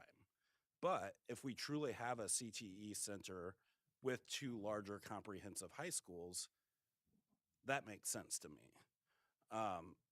You know, West Valley and Lathrop, they're in the 700 to 800 range. It's not the 1,300 students like you said before, and so students are getting a much more personalized experience and relationships with their teachers than what they may have gotten when it was 15 or 1,600 students. And so that question about having a small school experience, students can go to West Valley or Lathrop and still have a small school experience, but also be able to then potentially access all the opportunities that are at Hutch. And so I look forward to the continued conversations. I think we need to have continued conversations, and maybe this doesn't go, exactly the way that we have it planned here, but there does need to be a substantial shift in the model if we truly want to provide more access and choice for students in career and technical education. Follow up, Mr. Doran. Yeah, just to follow up, thank you, because I think we're talking very much on the same line of stuff. I really think the idea of getting moving to part-time, full, half-time students, and that can do a tremendous thing, and provide those options for kids, and be more workable within the and more efficient and effective within the current model. I also want to be mindful and be looking for this in terms of how we support that, um, uh, reflected in our budget, because I think one of the things that I keep hearing and have heard for a number of years is Hutch being faced with a staffing shortage, and we're going to need to staff the school if that's what we want. If we want to increase those half-time students, we're going to have to make sure that the adequate level of staffing is there. and what implications that is. So I'll just leave in terms of saying that I really think this is an extremely important conversation. And it's been hanging out there. And I can say specifically 5 years ago, there was a request to the board and to the administration to really take this on, and you have done that. But it does need in my opinion, a continuing conversation. I look forward to getting some of the information that we've talked about that you said you would get, have indicated you'll send on to the board. Thank you, Mr. Doran. It seems like we're wrapping up this conversation for now. I do look forward to further discussion on this issue, and thank you, board members, for raising good points, and to the administration for all the information that you've provided and the work that has gone into this so far, and the work that is yet to come.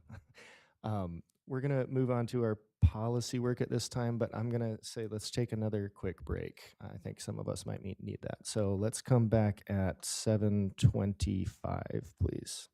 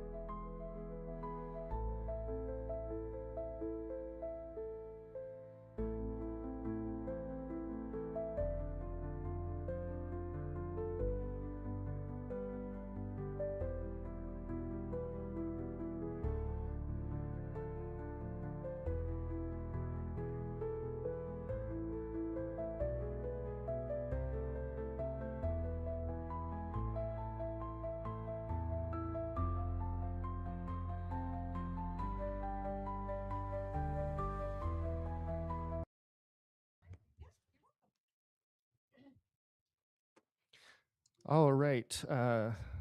Apologies for the tardiness. We are back. It is 7:30 p.m. We're bringing this work session back to order. This is school board work session, Monday, January 26th. It is 7:30 p.m.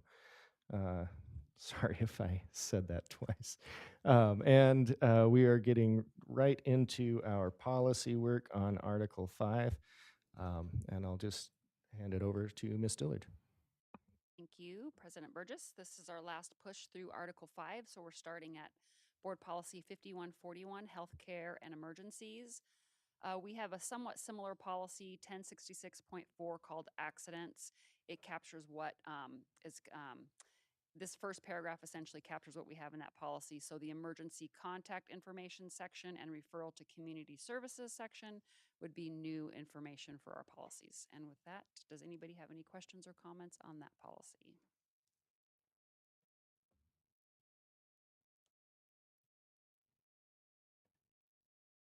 I'm not seeing any hands, so let's go ahead and move on. All right, the next one is administering medication. This policy will replace our 1062.2, administering medicines to students. No procedural changes, just a lot of great updates to the language. And we just recently updated the AR, which brought our procedures more in, or our AR more into compliance with our procedures at schools. Any questions on this policy? Mr. Doran. And to relieve any fears of other board members, I have less commentary on these than I did on the first half. We got through most of my stuff. This is more of a clarification thing.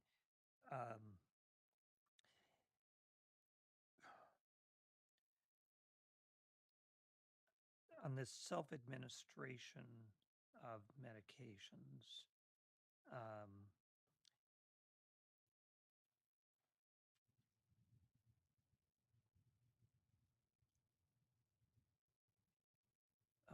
I get just question between self-administration and administration of the medication. That I don't think it's necessarily a big deal, but I was just wondering if there is that we should be looking at, that differential between self-administering and administering their. So it was just a clarification piece and just a thought that had crossed my mind on that item.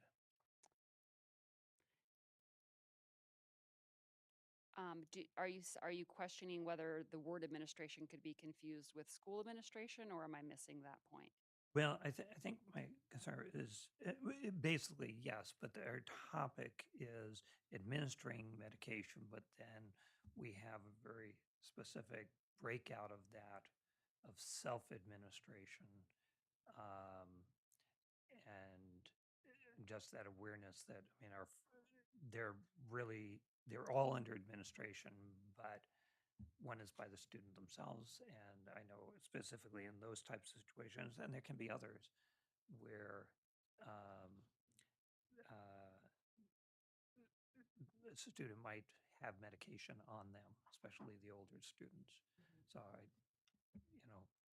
so if we're all comfortable with it, but that was just a question that I was looking for.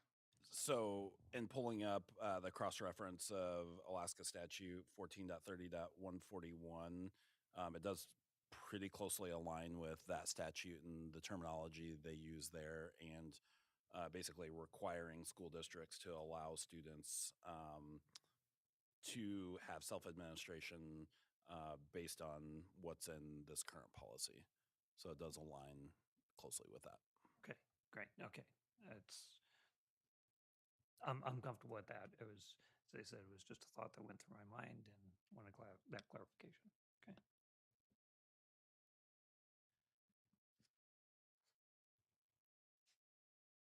Okay, anything else on board policy 5141.21?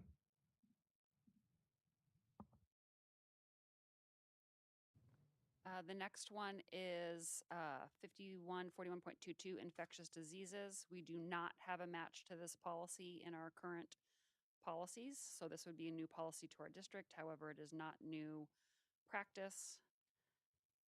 And I did confirm, I mean, nursing, I worked with the nursing director on this policy specifically and a few others in this section, and confirmed that we do have the procedures for dealing with students with infectious diseases as identified by the state as part of procedures with the district.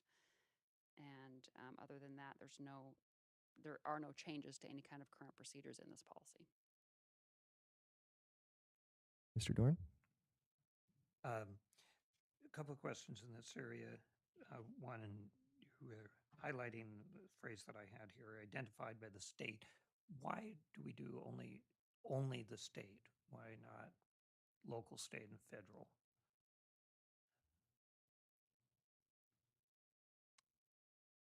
I mean, the policy does say that we will work cooperatively with the borough and different divisions of departments of health. But I think this policy is outlining what the statutory requirements are. And so there's state guidance that would come out if there were any kind of infectious disease. I mean, there's current infectious diseases that it already addresses, or potentially something that's a new infectious disease that could bring in new protocols that would be coming from the state. But I don't know, I guess I don't know of anything that would be a city-specific thing that would not be mandated by the state. All right, so follow up. In terms of the federal, and again, this is current environment that we're in, that there are some federal guidances that are coming out, and states are at least contemplating or making a decision whether to follow the federal guidance or the state. And there's good structures that say that the federal only gives guidance, and then the states can take it or not. But so perhaps the fact that we say state only would be that. But I'm also thinking if there's a state that accept a federal guidance, that other medical groups really advise against. I'm just trying to think where that puts us, and maybe I'm speculating too far. But it's a question that is active across our nation. I think it's a great question. I think it says state because we have a direct connection with the state and potential state health officials there. I don't believe that there's any kind of relationship at the national level with any state health officials, and typically those relationships bridge through the state. And so I think that's probably why it's written to be more focused and specific on state. Not necessarily opposed to adding a national component. We would have to think about how to do that. I don't think it would be as focused as national health officials because we wouldn't necessarily have access to those individuals to talk about how this impacts us, what we should do to implement it, and those types of things, because the state does give us pretty clear direction and guidance when we have questions on how to work through infectious diseases or different things that come up with the health of our students. So that would be my concern of adding the national scope of it, just leaving it broad enough that knowing that there's probably not somebody necessarily that's going to get us a quick answer at the national level. And with that, I'd be comfortable leaving it as state, only the state reference, not the federal. Especially, I do think that our state is more stable on this issue than the federal is at the given time. So, and I recognize that's an opinion, but I think that's so. But I'm comfortable in that. The question that I had was why we're separating specifically bloodborne pathogens out as a separate section, given that it's still an infectious disease. I think that ties into the fact that the school district has requirements around bloodborne pathogens training. I mean, all bloodborne pathogens are infectious diseases, but not all infectious diseases are going to be bloodborne pathogens. So they are two different categories, but there are requirements, mandatory training requirements about how we deal with bloodborne pathogens in the schools. Okay, thank you for answering both those questions. One comment that I'll make, this should be an easy one.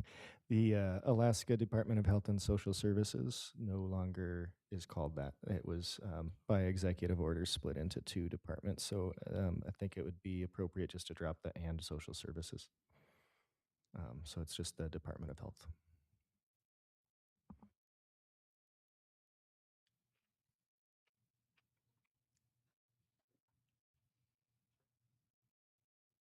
Anything further on this policy from the board? All right, seeing none, let's go ahead and move on. All right, our next policy is health examinations. This was also done with our director of nursing. We do have a current policy on called physical examinations. It is currently 1062.1, so this policy will replace that. No procedural changes with this policy.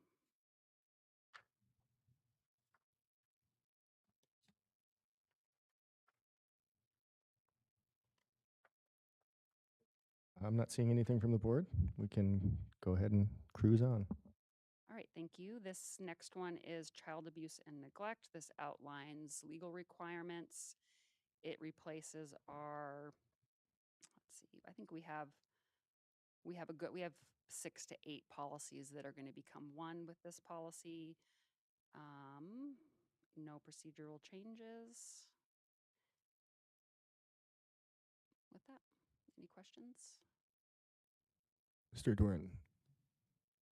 I had a question in terms of mandatory training for more than 4 hours a week, where the 4 hours a week marker comes from.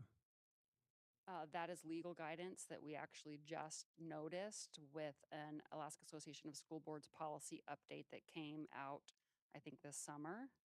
And so that is something that we're going to be looking at adding, that we need to add to our volunteer administrative regulation also, but that is the law. Volunteers that interact with students for more than 4 hours a week are mandatory reporters. Okay. And follow up on that. Thank you. It explains where it came from. It was interesting marker. And in terms of volunteers,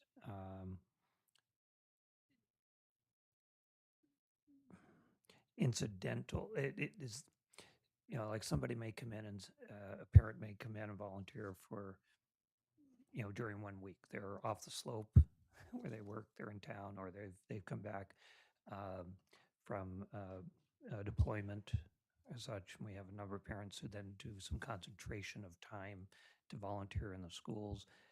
Do they then need to go to that training if they're, in under the direct supervision of the teacher, they're not alone with kids or those types of things, where it is? I'm just trying to think how onerous this may be on, and perhaps discouraging parents from coming to volunteer on an very intermittent basis. Really, where I would draw that line is if they're going through the volunteer packet process. So we have a number of folks that come in and help us on a regular basis that aren't out of the sight and sound of teachers that don't necessarily go through that process. But once you decide to go through that process, then that would be a part of that training, or there'd be a small training component as you go through that process to become a volunteer within our school district. Right. And who might be working with kids out of sight of a teacher, Exactly. perhaps in a hall, whatever it might be. Okay, Yep. great. Thanks for that clarification.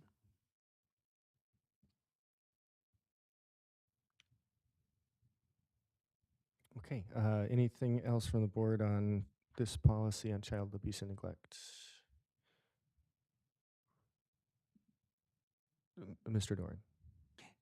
The other question I had in this one was that we have to, it sounds like we have to provide notice to private schools in this area how do we do that now? Or how was that anticipated?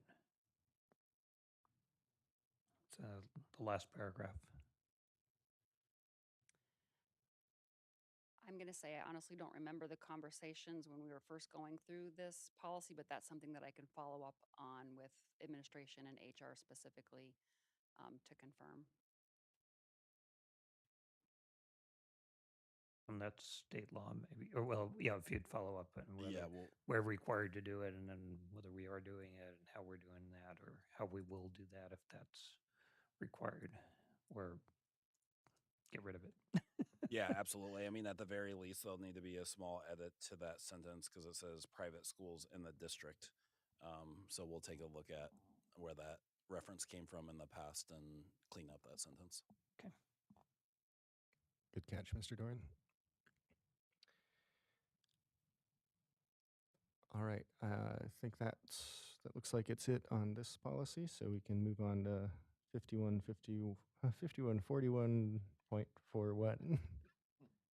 Thank you. All right, this one is sexual abuse, sexual assault, and dating violence awareness prevention. We do have a policy on part of this that's the same. So we have 1068, which is Aaron's Law. This new policy actually captures Aaron's and Bree's Law, which both fall under the Alaska Safe Children's Act. This policy does not change anything procedurally. These are state required trainings that the district provides to students.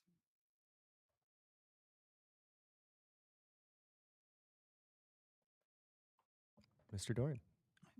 Just a question in terms of sexual harassment.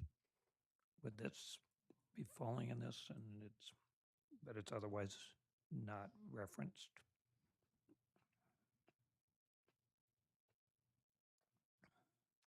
And we do in a lot of other policy or practice areas. We talk about sexual abuse, sexual harassment, so, whatever order you want to put them in. But I would say that sexual harassment behavior, like I've seen some of the trainings and I've actually provided some of these trainings when I was working in schools. And so harassment definitely falls under the umbrella of boundary violations and inappropriate behavior, but that specific language doesn't come from the legal requirement. So I don't think it's in here.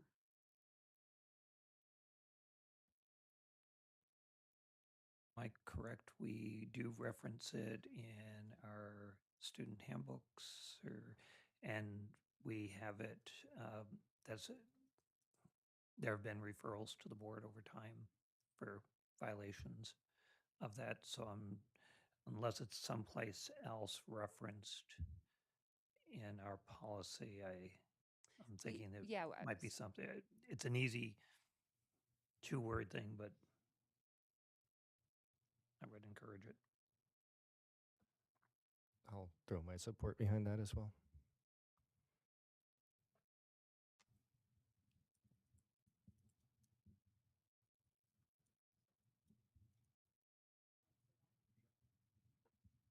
I guess the one piece I would say is that this policy is specific to what we're providing training on regarding Bree's Law and Aaron's Law.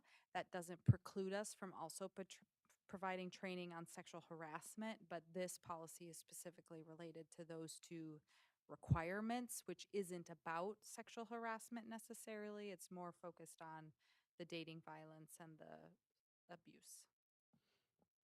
Yes, and I believe, but I can't say whether it's in the district, the state, or the university trainings that I've gone through relative to those, they do have usually a component about sexual harassment at some point in it. So, and we do have sexual harassment policy. Yeah, we have current Title IX policy that lays out the procedures around sexual harassment, and we'll actually see a sexual harassment, student-specific sexual harassment policy in this section too.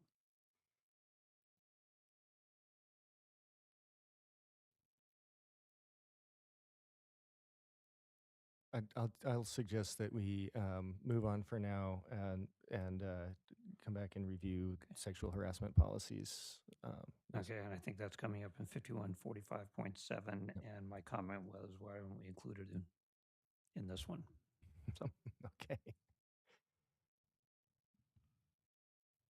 All right, are we ready to move on to the next board? Looks like we are.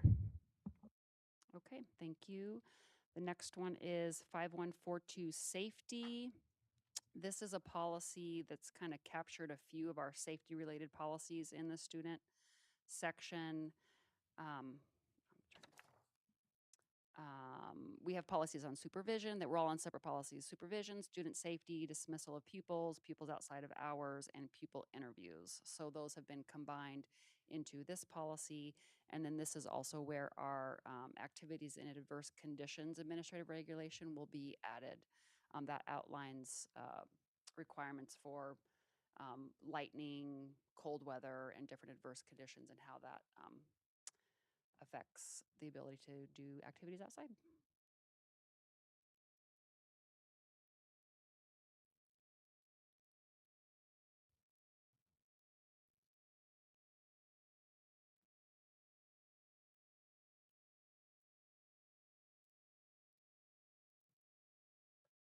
Okay.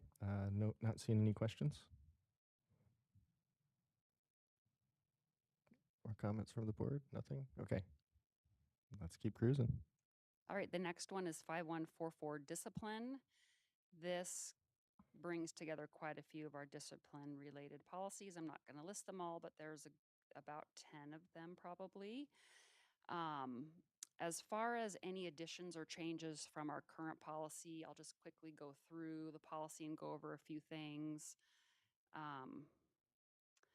The general requirements section added some language about things that we do in practice and that guide disciplinary practices that was never front and center in policy. So we added some things about preponderance of the evidence requirements and some basic general requirements that are due process requirements. And then we, under the disciplinary responses, we did add some more language. Like our policy says that discipline will be as positive as possible. So we tried to put more different definition around what that actually means. And we've been doing a lot of discipline related work as far as administrative regulation goes. And we're looking at defining more of the alternatives to suspension that administrators do with students. And so we have that line in there, opportunities to restore relationships, teach appropriate behavior, and provide necessary correction. And then under suspensions and expulsions, we added some additional parameters around suspensions as far as the goal of suspensions may be used in collaboration with other interventions as appropriate. Suspension time should be used to plan a student's return to school after suspension. And of course, this has been built with a lot of feedback from administrators through the discipline editing process. And then lastly, under long-term suspensions, we have the definition of long-term suspension in our current policy. We did add some language to this that it's 10 days, but less than 90 days.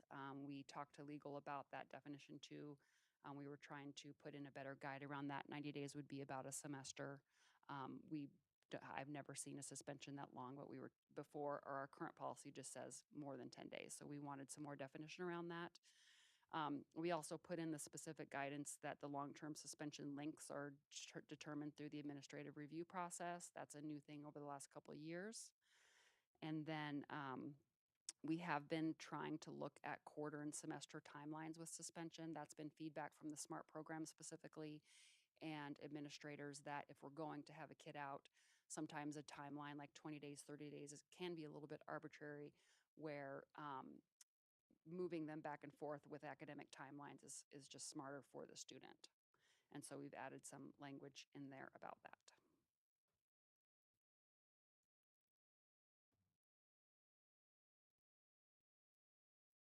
Ms. Hewitt. On the positive language, is that coming from like the restorative justice opportunities that a lot of schools are presenting? It includes that, yes. Okay. Mm-hmm. Is that more laid out in the AR? It will be, yes. Like currently, our administrative regulation is a progressive exclusionary discipline model. So it shows suspension maximums and minimums. And so we've been doing a lot of work to gather feedback from principals about what are all the interventions that they do with students. There's, a lot of mediation opportunities, and there's targeted skill building, and there's other restorative practices. And so we've been working on building that, bringing in that information, building the toolbox, and the new administrative regulation that we are working on is going to capture all of those things along with suspension.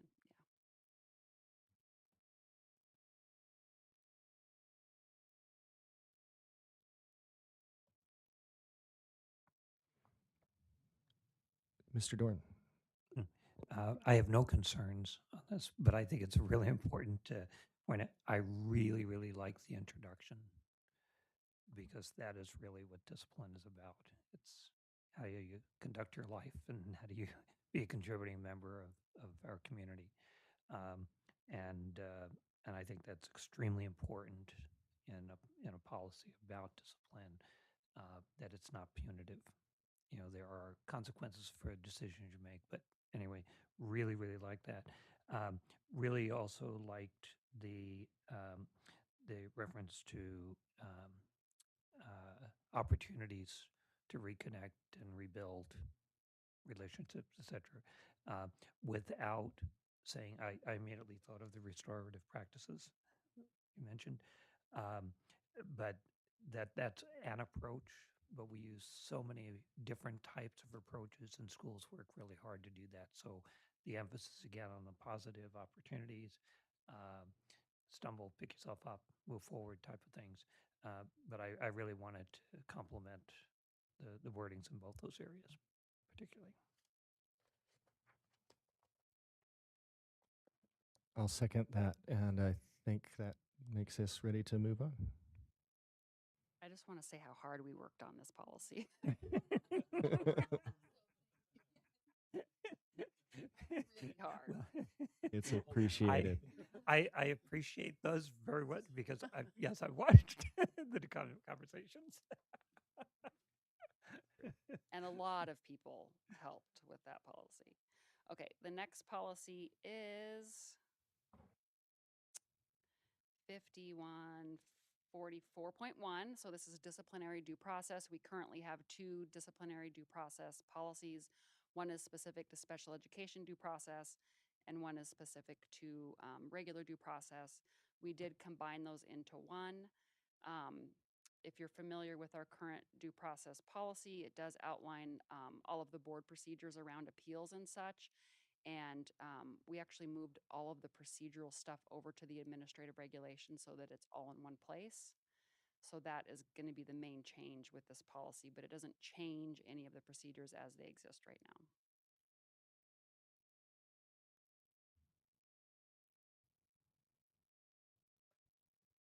Okay, I'm not seeing any questions on this, and I don't have any either, so we can keep going. Thank you for all the work. All right, the next one is questioning and apprehension. This policy, we had about 5 policies that we're bringing into one. No major edits to procedure, just cleaned up the language quite a bit.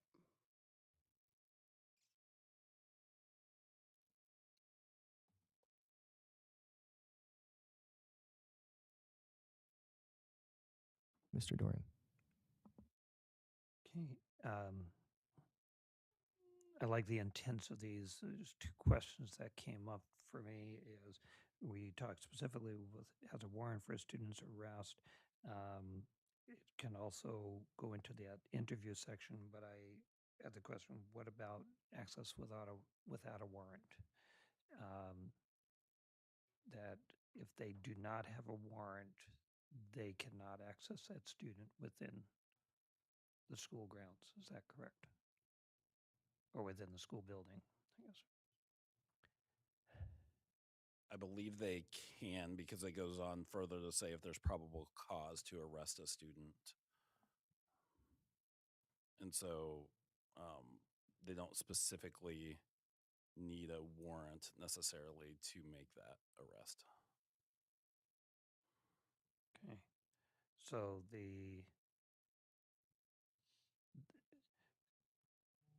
so in that first sentence under student arrest, they have a warrant, fine. Or if they state there's a cause to arrest the student. And okay. I guess in practice, what I'm thinking about, and again, it's one of those current environment questions. Where we do know there have been communities where students have been arrested at school or in close proximity to the school, basically on the school grounds, without a warrant. Just trying to see what things we need to be aware of and where we're covering our bases appropriately. Yeah, I mean, I think the way that I look at this is really this feels like local law enforcement to me. We do have administrative regulation that deals with non-governmental agencies conducting non-emergency visits to our schools, and that's um, more federal agencies than local law enforcement. I feel comfortable that we have good relationships with our local law enforcement partners. And they oftentimes give us a heads up when they're heading to a school, and we work through that process long before they're arresting a student. If it was a federal agency, then we have process in place to work through that, and would certainly require a warrant or a court order to work through that process. Okay. Will that be, where would that be found or established to make sure you have the background, the backup for that? Oh, there we go. It is cross-referenced there, 1410 Interagency Cooperation for Student and Staff Safety. Okay, and that covers the federal concerns right now that we could say no. Yes, Okay. for sure. Good. Okay. Thank you.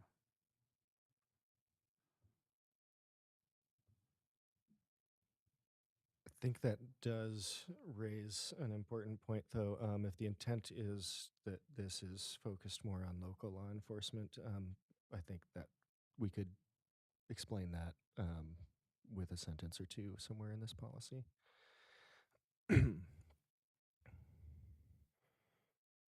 And it might even be worth clarifying that there's a different or a specific AR that discusses federal agencies within this policy, just so it's clear to anyone who's looking on.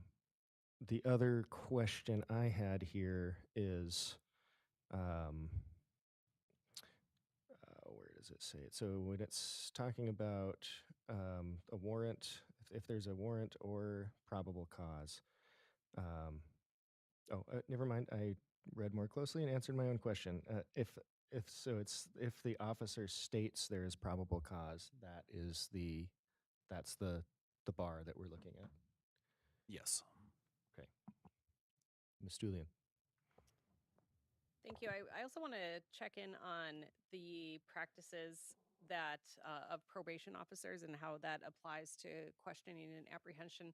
It seems here like when a questioning and apprehension within the school has to be related to our first sentence, suspect, witness, or victim of a crime.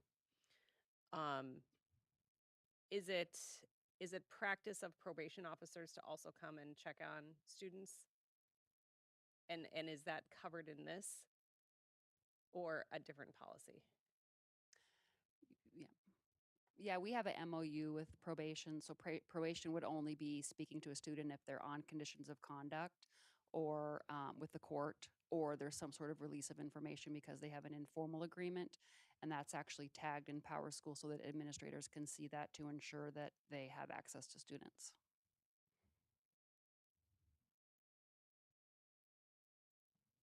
Mr. Dorn. Okay. Another question just in the interview area.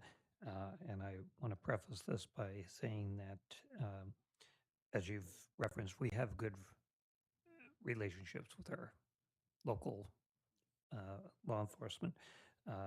And they have been, as a principal, I've dealt with them on many occasions, and they've been very, very helpful and cooperative in terms of how we can do things without necessarily doing them in the school and whatever. But my also, if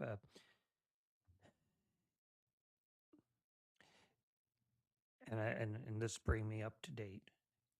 if a police officer comes in and says, I need to talk to about a kid about something that happened in the neighborhood, I couldn't find anyone home or whatever, and we did. If we try and contact the parent, principal tries to contact the parent and give time for the parent to get there or to give permission to have the child interviewed without their being present. But if we don't have any contact with the parent, or the parent says no, then does that say the interview does not take place in school, or then they override that? That does not preclude the interview necessarily from taking place. And so if the parent says no, currently the way that the policy is written in past practice, that does not prevent that from moving forward.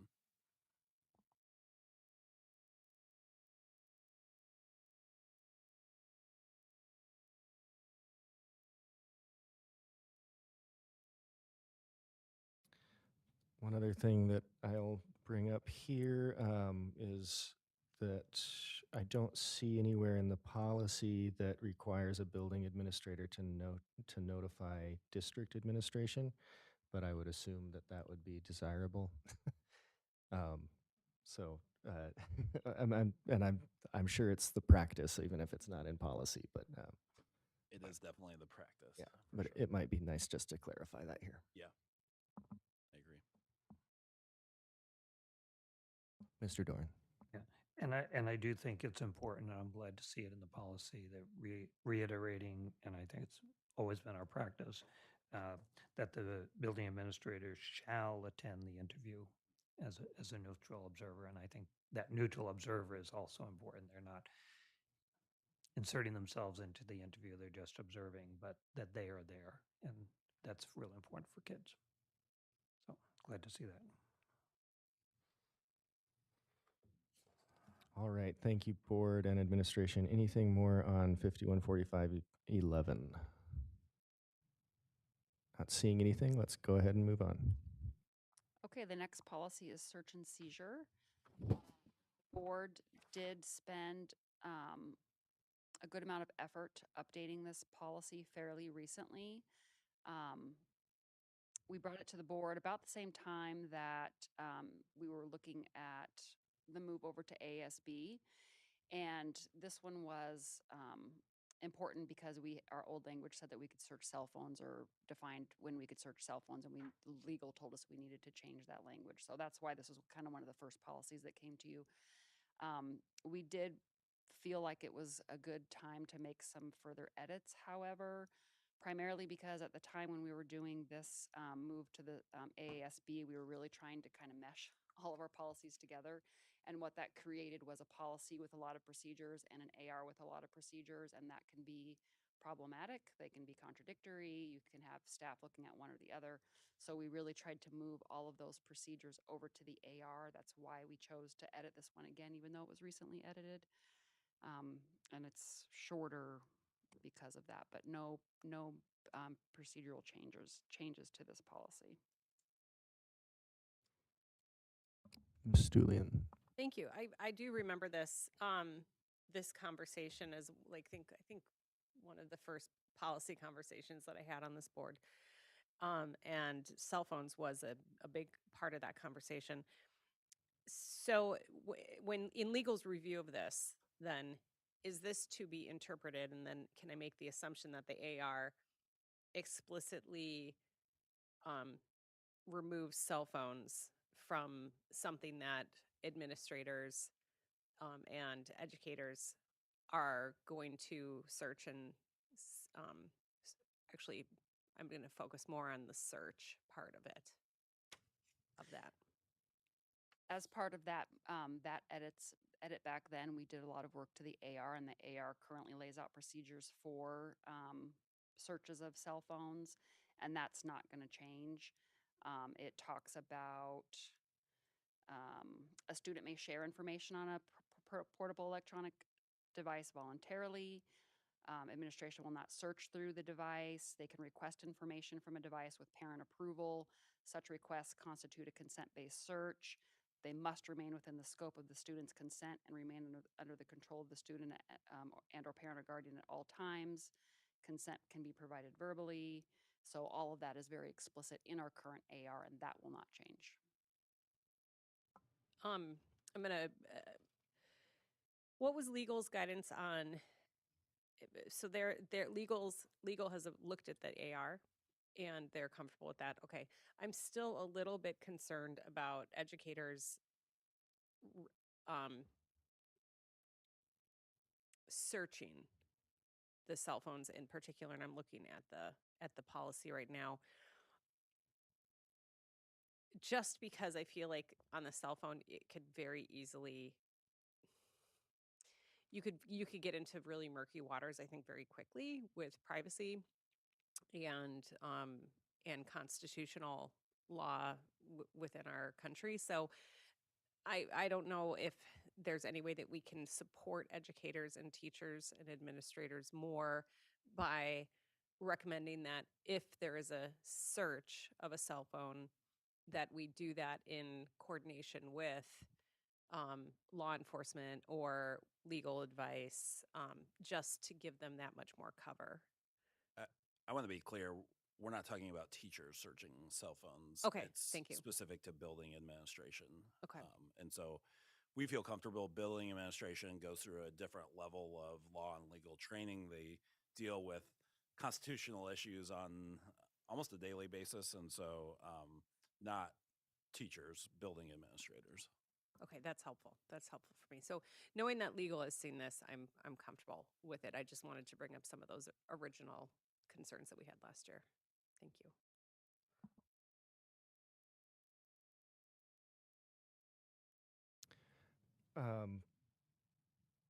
I do want to ask a clarifying question, because well, that bit that we changed recently about the searches of the cell phone, does that it only says search here. It doesn't say that we will not seize a cell phone. Does seizure of portable electronic devices happen?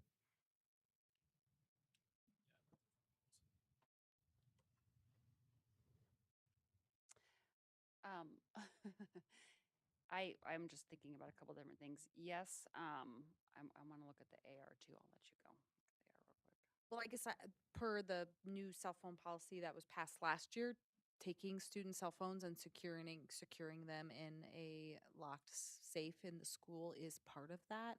And schools certainly worked through specific protocols and ways for how they do handle that, so that there's a specific, chain of custody when it's being brought to the office. And is there a specific timeline delineated for when the device is returned to a student as well? There I'm is, sorry. yes, it's based upon number of infractions. So if it's a student's first infraction, the student is able to retrieve the device at the end of the day. If it's a second or subsequent infraction, then the parent needs to come, or parent or guardian needs to come and take it back. Thank you. And part of the reason I'm curious here is because it actually, I got an email just before this meeting about a cell phone. So, yeah. So, yeah, thank you for that clarification. And seeing nothing else from the board on this one, I think we're ready to go to the next.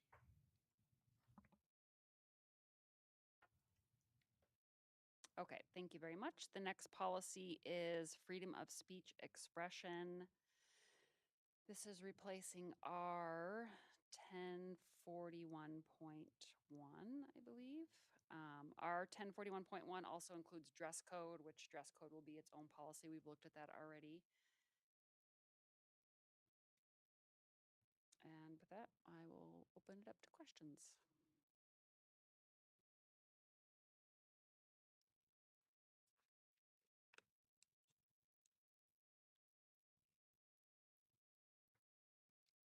Looks like we're good to go. I'm not seeing any hands. All right.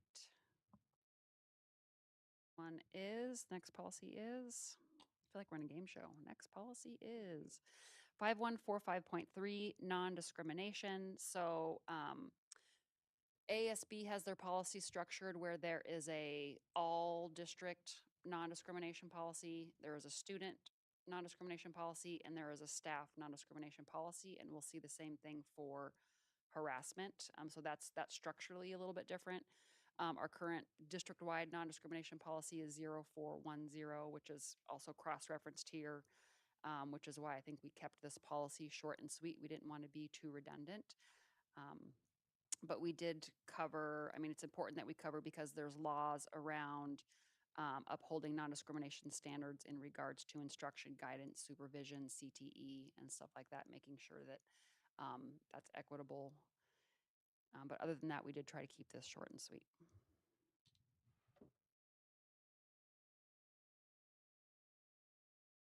Mr. Dorn. My comment on this had been somewhat that it's duplicative. Your explanation is helpful, and thanks for clarifying that. And I think the reference to 0410 being the first one is really important. Is probably the most important piece, so that we are definitely in keeping with what our non-discrimination statement is. So, though I would favor saying unnecessary, I can live with it.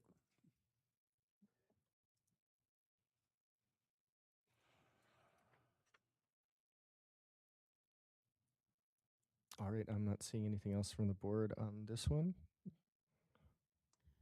All right, we're on the last one. The last one is sexual harassment. And so again, it is new to our district. Only because we only had a district-wide policy on harassment. This ties very specifically into the administrative regulation, which is attached to the non-discrimination policy 0410, because it is our very lengthy and federally required Title IX policy and procedures for responding to Title IX complaints. So that's cross-referenced there. And I also do think the addition of this as a policy is helpful because there are behaviors that are very specific to kids under sexual harassment that we're going to put in the administrative regulation, joking behavior up to stuff that's more serious. So it's helpful to have those examples. We actually have examples in the student handbook that don't necessarily live in policy. So this policy does provide an opportunity to go into some reminders of what sexual harassment, the range of sexual harassment might look like with students. Ms. Julian? Thank you. Would it be helpful also to add a definition of sexual harassment in the policy? Is that living in the I can imagine that definition probably wouldn't change. The examples and such that you mentioned would, but would it be helpful to define it in the policy?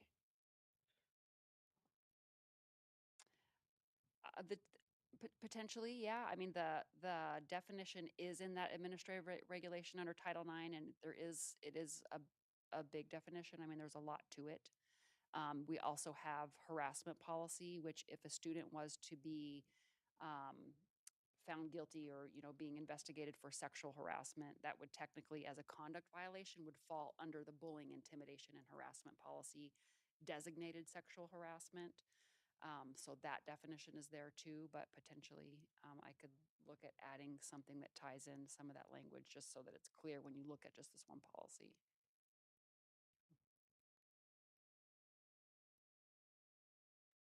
Mr. Dorn? So going back to my previous one, my note in here is, and hearing the explanation, it makes sense, but it seems to me to be a much better thing to include it under the 5140, 41.41, the sexual abuse, et cetera, because if somebody's looking for policy, they're all the same. We do have specific policy elsewhere that addresses sexual harassment, but this is part of the trainings, the pieces that we do, and where people will look. So I think it makes more sense to have it incorporated into that 5140, 41.41 because it's consistent with everything that's in that. So, and my comments previously on that issue, I think it's better placed there.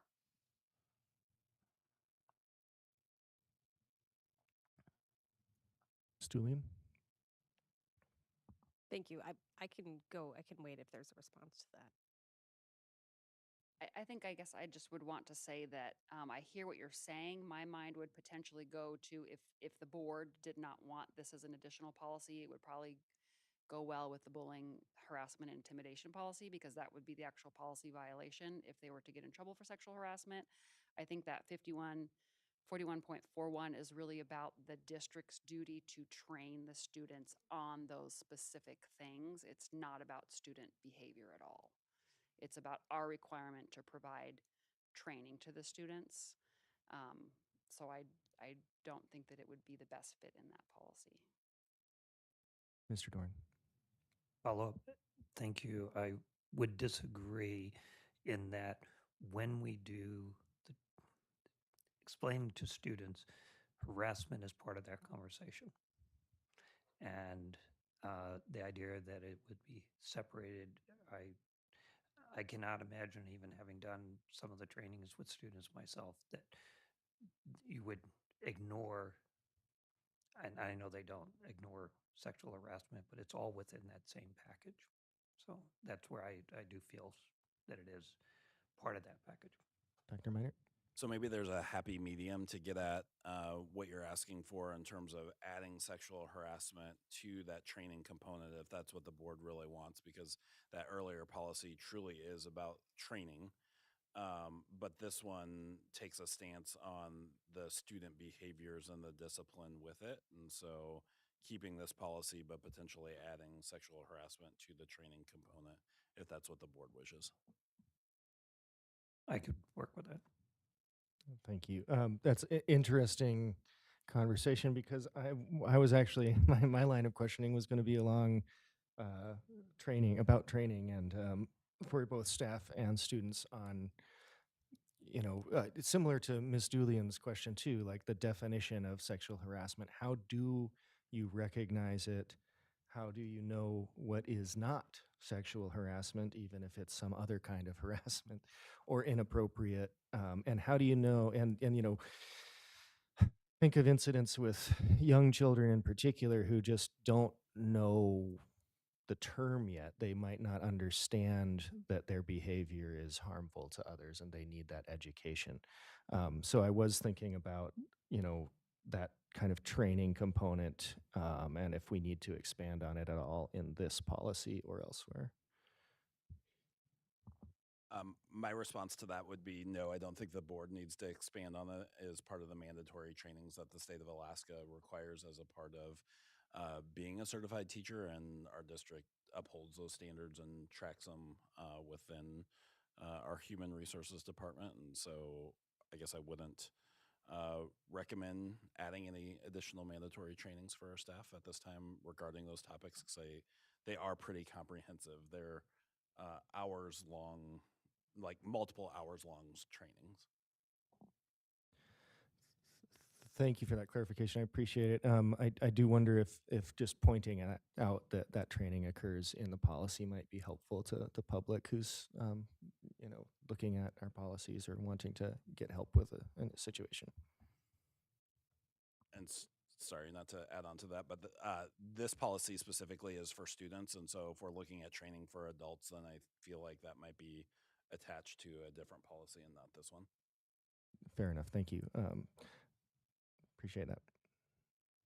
Ms. Julian. Thank you. I will just be quick and say that I also support the recommendation that you made, Dr. Miner. I believe that this should be a standalone policy. However, I do also see Mr. Dorn's point that we could add it in as a definition elsewhere, but I'm very, I support keeping this as its own policy, though, as it stands.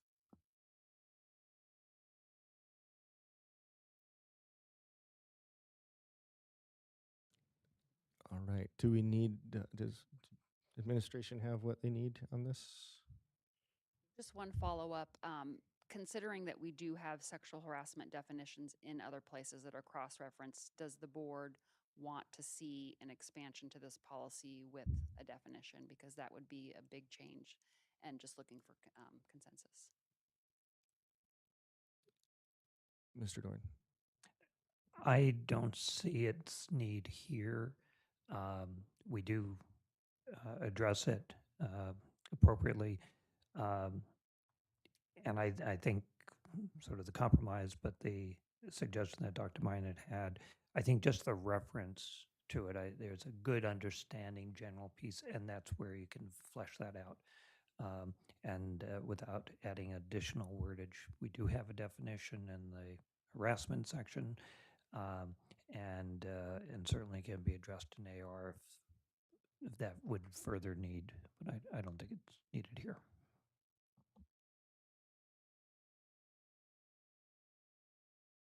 One suggestion I might have, depending on how the board feels, is split the difference a little bit rather than adding a definition here.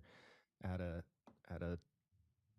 few words that, like, say, sexual harassment as defined by law, law or whatever, as defined by law would be sufficient, I would think. Mr. Dorn. Kind of thinking a little bit along those lines, but not adding here, but adding the reference, the CF, that would, the cross reference to where it is defined.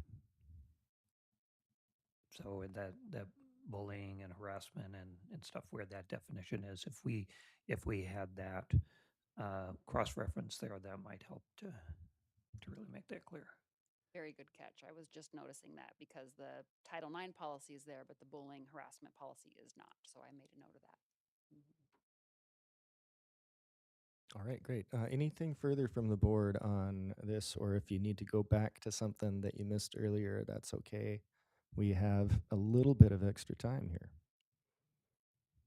Sort of. Mr. Dorn. Can I speak for about a half hour then?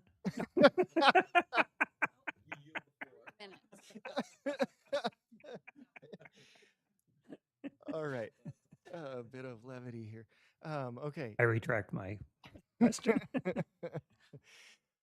All right. Anything further from the board? Just asking one last time. All right. Then that concludes our work on Article 5 for today. And we'll be bringing this to first reading in a couple weeks, I think. So anything further from administration? All right. Any general comments from the board? Okay, not seeing any. We are adjourned. Thank you. Great work, board. Appreciate it.